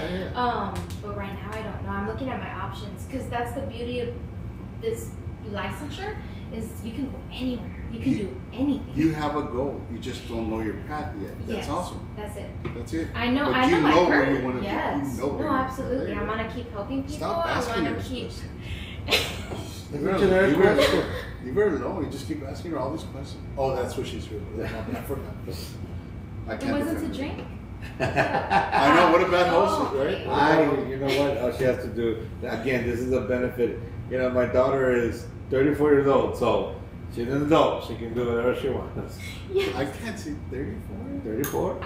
She's still 4 She's years still, old. she's still like crazy. I'm still What was her too. nickname for her? crazy. Like crazy. Define irony. Imagine on her dress. on Yeah, her oh, yeah, you know. Doctor. Doctor, Parentheses, yeah, crazy. like crazy. I'm sure clients want to see that. That's what I thought of when you told me like his nickname for me. I'm like, and now I talk to the crazy. I'm like, my clients, you are not. Mm-mm. We're all crazy. We're all. I think we all are. Too. I know, So we are. That's, We need that's to what be- makes us interesting. we It need to gives be us- crazy. It gives us character. That does. Not you'd be like, what do they call people now? NPCs or what do they call those guys now? That are like soulless and mindless. They just do whatever the wokeness stuff they do. That kind of stuff. And it's a whole different topic that we might want to cover later One on. day. One day. Yeah, I'm just CPUs. craziness is good. Sorry. CPUs. CPUs. I thought it was NPCs. I I don't know. don't know what it is. But it's those mindless Yeah, I'm people. gonna fact check it. So like you did everything else. I have to. Fake news. Uh, Oh no, see, that's what it means. But yeah, think I was lying? no, I think you were guessing. It's freaking. That was just a lucky. It wasn't a scientific guess. That was a swag. What does swag stand for? Scientific. Way ass guess. Way ass- Yeah, that's a swag. Military term. All right, so I remember. So let's go back a little bit of history. So Gisela actually joined the Tammy ROTC, and she thought for a while of joining and going active and becoming an officer. And we go back to our past in life, right? For some reason, you decided. She decided she didn't want to have shit to do with the military, and yet she marries. She's an Wow. Army wife now. Wow, But but now, if you would have gone as an officer, you would not be where you are right now. More likely, you would not have. she's driven, bro. No. That's not what I'm saying. I'm just saying that your path was to become an LPC. Your path was to be the mother of two beautiful little granddaughters for me. And if you would have gone active duty, you wouldn't have met your And are husband. they? They're crazy. They're little crazies too. Yeah, especially the second one. I think she talks to spirits and shit. She's at another level, man. I feel sorry for the older one because she has to put up with like crazy. You're not sure the crazy, no. This one's a little. 2.0. This is a little special. Yeah, but they're very smart. They're they're And they awesome. have a level of emotional intelligence that is beyond. I So- mean, that's very difficult to teach, but it's possible. Well, Good, because this one breaks down all the time. I don't know what you get. emotional This intelligence. is a tear jerker. And I like this. That you're right. Emotional intelligence. Most of the time, I'm not gonna say it can be taught. My experience is that it could be introduced, and it could be a skill that could be developed. But you cannot teach them. For my dad, it was very easy. He told me, "Men don't cry." Yeah. Well, Last time I Oh, cried, yeah. I was 4 years old. that was a cultural thing. But my point is I that. know, I'm messed up. I need help.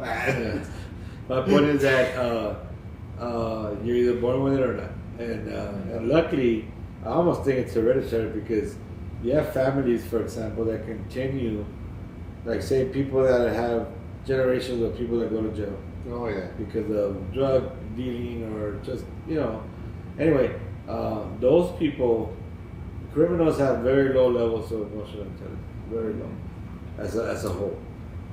Or would you say maybe some of them have like too much that controls them? No, And they do these weird things. No, that I they're just not think supposed that they don't, because emotional intelligence is linked to a sense of morality, to. Yeah. and these people a lot of times they don't have it. Well, I mean, look at the guys who do the white shirt crimes. The embezzlement and all this. Oh, the white collar crimes. Yeah, white collar crimes. You say white shirt? Yeah, I said white collar. Oh, okay, I thought you said white shirt. I'm like, White collar now, white you know, shirt. that is your Nixon education showing. My quarters ending. Se me está acabando el inglés. But by the way, she is a graduate of Nixon High School. There you So. go. And check this out. I don't know if you know this. So I was a battalion commander in 1988. Mhm. Guess who was a battalion commander 20 years later? Really? Wow, that's awesome. Yeah, 20 years later. Also, do you remember Miss 20 Lennon? years later. Yeah, do you remember Miss Lennon? Yes. The little High school? Yeah. Well, she went through her. TJ, Josh, Megan, and now Kendra. All my brides went through her. Wow. Miss Lerma still there? She's still there. Yeah. So I've been wanting. Whenever I can get the clan together, I want to go and take a picture with her because she went. Why would you do that to her? Because we all went through her. And I'll tell you one thing, my success in life has been based on English and my skills in English, and she developed those. I remember we were her first class. She had just become a teacher, so She was I was, very- she was I was a junior, so I was 16. She was like 22, 23, and I mean she's always been very driven, very successful. very soft spoken, but when she Oh did no, it- but when she came to English, I mean, yeah. So if she's listening, I mean, I'm glad she's still there after all this. She's still Wow. there. Yeah, she's still there. And Can you imagine all the kids that have gone through it in 30 some years? That's a lot of kids. That's a lot of kids. But anyway, coming back to you, you did something that I chose not to do, which is follow through. I mean, I got my master's and stuff. I just didn't go out to the LPC. To be honest with you, I got burned out and I got distracted with other stuff.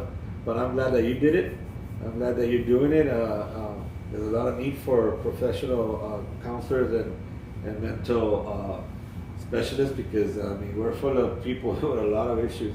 That's what I'm saying. The news are full of that. Yeah. And that makes up the news nowadays, believe it or not. Yep. And All the way up to the leaders, countries, leaders and. Oh, the other countries, yeah. Well, not so much other countries, but so also I will suggest to you as your father to keep a mental. Okay, Darth Vader. The life, the balance of life, right? Because you also have to make sure that you're taking care of yourself psychologically. Wasn't that from Lion King? You keep on coloring your hair and let me finish. You understand? Got it. Got it. So no, I'm serious. Take care of yourself. Hecklers. Yeah. Okay. You need to take care of yourself. Make sure that you're talking to your peers sometimes. Or sometimes she'll call me and we'll have a conversation, which is awesome. Because you got to keep yourself balanced too, right? Take nothing home. Yeah, At the end of well, the day. yeah. Keep yourself balanced. I know a lot of people that try to get into your profession and have a license, they're just going to handle it because you're listening to constant issues and problems and dilemmas and challenges. And for some people, also I understood this when I was going through the process and with the masters is that a lot of people that were there to die to figure out what was wrong with them. And I think some of your peers, so they never followed through. They have a degree, but they didn't follow through because all they wanted to know was what's wrong with me. Going back to, and then it's not necessarily what's wrong with you. It's again we go to choices. We have choices. So when I do my any training, I always bring up two things. You might know this, you may not, but I forget the lady's. She's a brain scientist, mental or cognitive scientist. She determined that our emotions are raw emotions.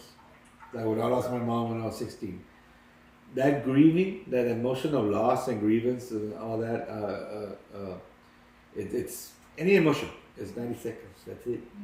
And this is through research. So when you get elated over something, when you get mad, when somebody cheats on you, when there's a breakup, divorce, marriage, 90 seconds. That's it. That's it. What happens after that is your choice that you continue remembering. So you're not experiencing the emotion anymore. You're remembering the emotion, and that pisses you off because they did this to you. But the emotion's gone, and if you can understand that, you can let go of that emotion faster. If you know the emotion's not there anymore, that's one thing. How many emotions do you think we go through every day? And I'm talking, it could be the same ones: anger, frustration, elation. Millions. Okay, well, Not millions. an average, not minutes, but you're close. An average, 34,000 a day. This isn't a normal day. It's not on a day that you're stressed out. Also, another important thing, just real quick, is that it's possible to feel different things at the same time. Yes, that's another thing. So we want to make it easy. We want to pigeonhole everything. I'm mad. I'm sad. No. There could be several. Isn't there a like this. movie, cartoon movie? I mean, because we want to make it easy. We want to make it easy on ourselves. But when we learn to, okay, I'm feeling. It's like when somebody says a joke about you. It may be funny, but you might be offended at the same time, and it may piss you off, but you're still laughing, right? Those are three basic You emotions. can't there. say anything because he's the owner of the podcast. Or your father. Or your father. Way to go. You want me to step out, guys? Is that what you want me to do? Oh, It's not like if I I- can't get on Facebook. I mean, the door's not locked or anything, But anyway, like I said, I That's a didn't lot of want processing, though. It is, right? No, it is. It is. It isn't. It isn't. Like you just said, it's Well, 90, because we're 90 not. seconds. Yeah, 90 seconds. That's it. That's it. So when your baby was born and you were so happy and thank God there's 10 toes and 10 fingers, 90 seconds. That's it. Now you continue to relive that It's a happiness. memory.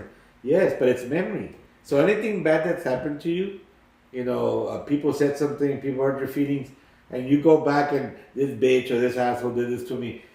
You're remembering the emotion. You're not But feeling you know it. why it's 90 seconds only? Do you remember when you graduated from high school?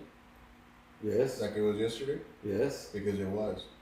Because to God, it's just a second. Your life is 1 second. Okay, got it. I see what you're saying. So that's why your memories are very vivid because it's temporary. Well, it's like, look, let's go back to this. This is the way I always describe it. We all know what we were doing during 911. If I ask you, what were you doing when you found out or when you were watching TV and seeing those planes hit those buildings? What were you doing? I was at work. Exactly. You remember exactly what you were. Absolutely. Yeah, all of us Like if do. it was yesterday. Yes, because it was a very, very important time in our history. Yeah. It was So- in Boston too. Yeah, so us, I remember seeing it. I remember thinking, holy shit, what the hell? And feeling angry, people, because of that event, joined the military. I wanted to get up and grab my shit and go fight. I was so angry at what happened. But right now, it's just a memory of that emotion. I'm not angry right now over it. I mean, You sounded like it. I know I sound badass, right? Why? Because I've been taking action. Ya pega. Espérate, ¿qué tienes? La gente. Luego los mexicanos. Pégale. Piñata time. But anyway, I'm gonna say, Mija, thank you so much for being here. This is an honor. And like I said, how many Very proud. parents get a chance to? Yeah, right. If Uncle Bojo's proud of your shit, Yeah. that's awesome. So, anything you want to say before we end this? Stay hydrated, everyone. You know what? Please. He mentioned the hydration. I do a gallon of water at a minute. No, he usually comes in with a. Today, I'm surprised. I That left it in the Okay. No, but he walks around with his water. Walks around with water. I drink a lot of water. I drink a lot I'm a of. firm believer. Is ice in liquor considered water? No. That's your liver. No, ice. The ice is water. I mean an ice. I mean ice. Well, not that kind of ice. American citizen. Tomorrow there's gonna be so many Americans celebrating the 4th of July. America. Anyway, all right, guys, we're gonna wrap this up. Show Does she have number. anything to say before? Oh, well, I'm sorry. We can't do anything. So rude. Either you or Wembley. Do you have anything to say? You leave my Willie alone. It's my boy. You can find me on Psychology Today if anyone's interested There you or know someone who might be interested. You want to try a different approach on what you need? Mm-hmm. There That you is go. tailored to you, not Yeah. by the book, because you're gonna write your own book. So Very good. I like that. Very, Just like I a like that. co-author. Very well said. Yeah. I like that. I like that a lot. Very So well versed. yeah, no, I'm really proud of him. I really am. I'm sure. Finally, 1 out of 5. Anyway, no. I'm really, like I said, I'm really impressed. This is very special to me, and let me tell you, show number 16 is gonna stay on top of my list. We've had many great shows. I mean, we've been blessed with very good guests. We had a musician, Ruben, who did. that was my favorite. Yes, show so she was far. watching it. Yeah, I was like, oh, get out of here, go make me cry. That I was awesome. shopping for napkins at Walmart. I'm like, why am I crying here? So we had some tremendous guests. Dr. Gilbert Salinas comes to mind, also in psychology or counseling, psychology, and of course, today's guests were also very impressive. So we've had some very good guests. Laredo, we still got a whole lot more for you. Oh yeah. But we need for you to interact. Laredo, no Laredo, all surrounding cities, it's for you guys. Yeah. All right? Use the platform, use it well. Yeah, it's we're here to try to promote, and even though she doesn't live here, I mean she's from Laredo, and I predict one day you're gonna come back here and open up a practice. Actually, everybody does. Yeah. I would like to. Open up a practice and see what happens when your husband's out of the army and where you all head out. But let's see what happens. I mean, we got a lot of way to go. It's just you'll speak in that kind of stuff. Oh yeah, especially the fact that she can speak both languages. That's what I'm saying. Yeah. So It's very important. And I It's- want to pursue sign language too, because that's Yep. a population that Sign, doesn't get yeah. a lot of access. you to know it. what? That's wow. I hadn't thought of that. Yeah. We can bring her on the Maybe Karen and the podcast. audiologist. And then we can bring her on the podcast and sit behind us. And Yeah. And then I think. Stop screaming. You have no limit. Bullshit. Huh? What? Lightning here. Should I apologize to the viewers for my father's No! behavior? No! You wanna watch and put up with this shit. It's not your father. 24 I look years. too much like What? 18 years of child support and she's not my daughter. We've been meaning to give you a call on that, TJ. You were short 2 years. What? Yeah, nobody had the heart to do it. All right. All right, Laredo, thank you for listening. Podcast show number 16. Yep. Like I said, I keep on saying it. We need to come up with a number as to when we're going to invite all the alumni. Yep. So you're looking at an average of 3 guests per show, Yep. right? More or less. Some have been, like last week we only had 1, but for the most part it's been 3. Well, say the first show and then last week's. Yep. So you're For looking at special 14, reasons. yeah. 14 times 3, Yep. right? What is that, 42? More or less? Échale, Nixon. 42, 43, 44. So around Échale, 40, Nixon. 45 people have come to those doors already. Yeah. 45 Laredoans have been more or less on an average through these doors. So I thank that. I mean, not too many podcasts, at least nobody in Laredo can say that I know, because we're very versatile. We're not just subscribing to one, say all Tejano or all tennis or all, no, we're all over the place. So it's Laredo. Yeah, because we want to Everybody. showcase what Laredo has. Laredo, no Laredo.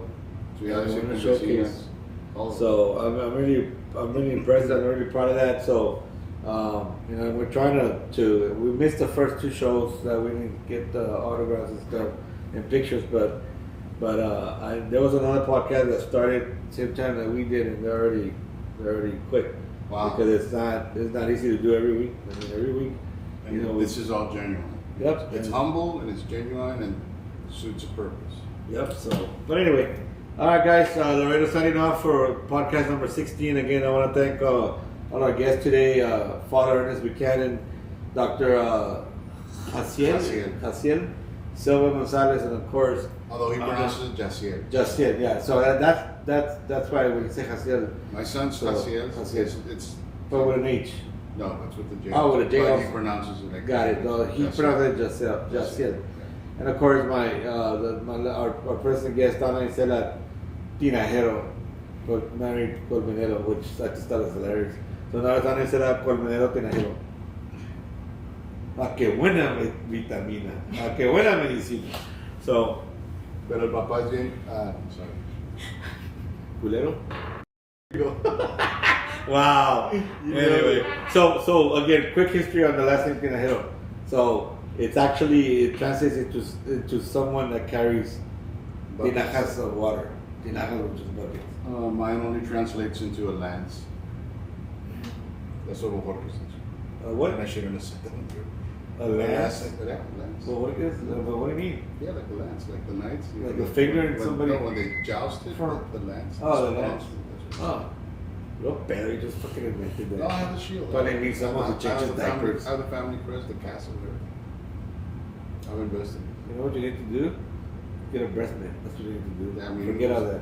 Forget all that. All the stupid fried. What were you eating? The Zesty Ranch The stuff. zesty.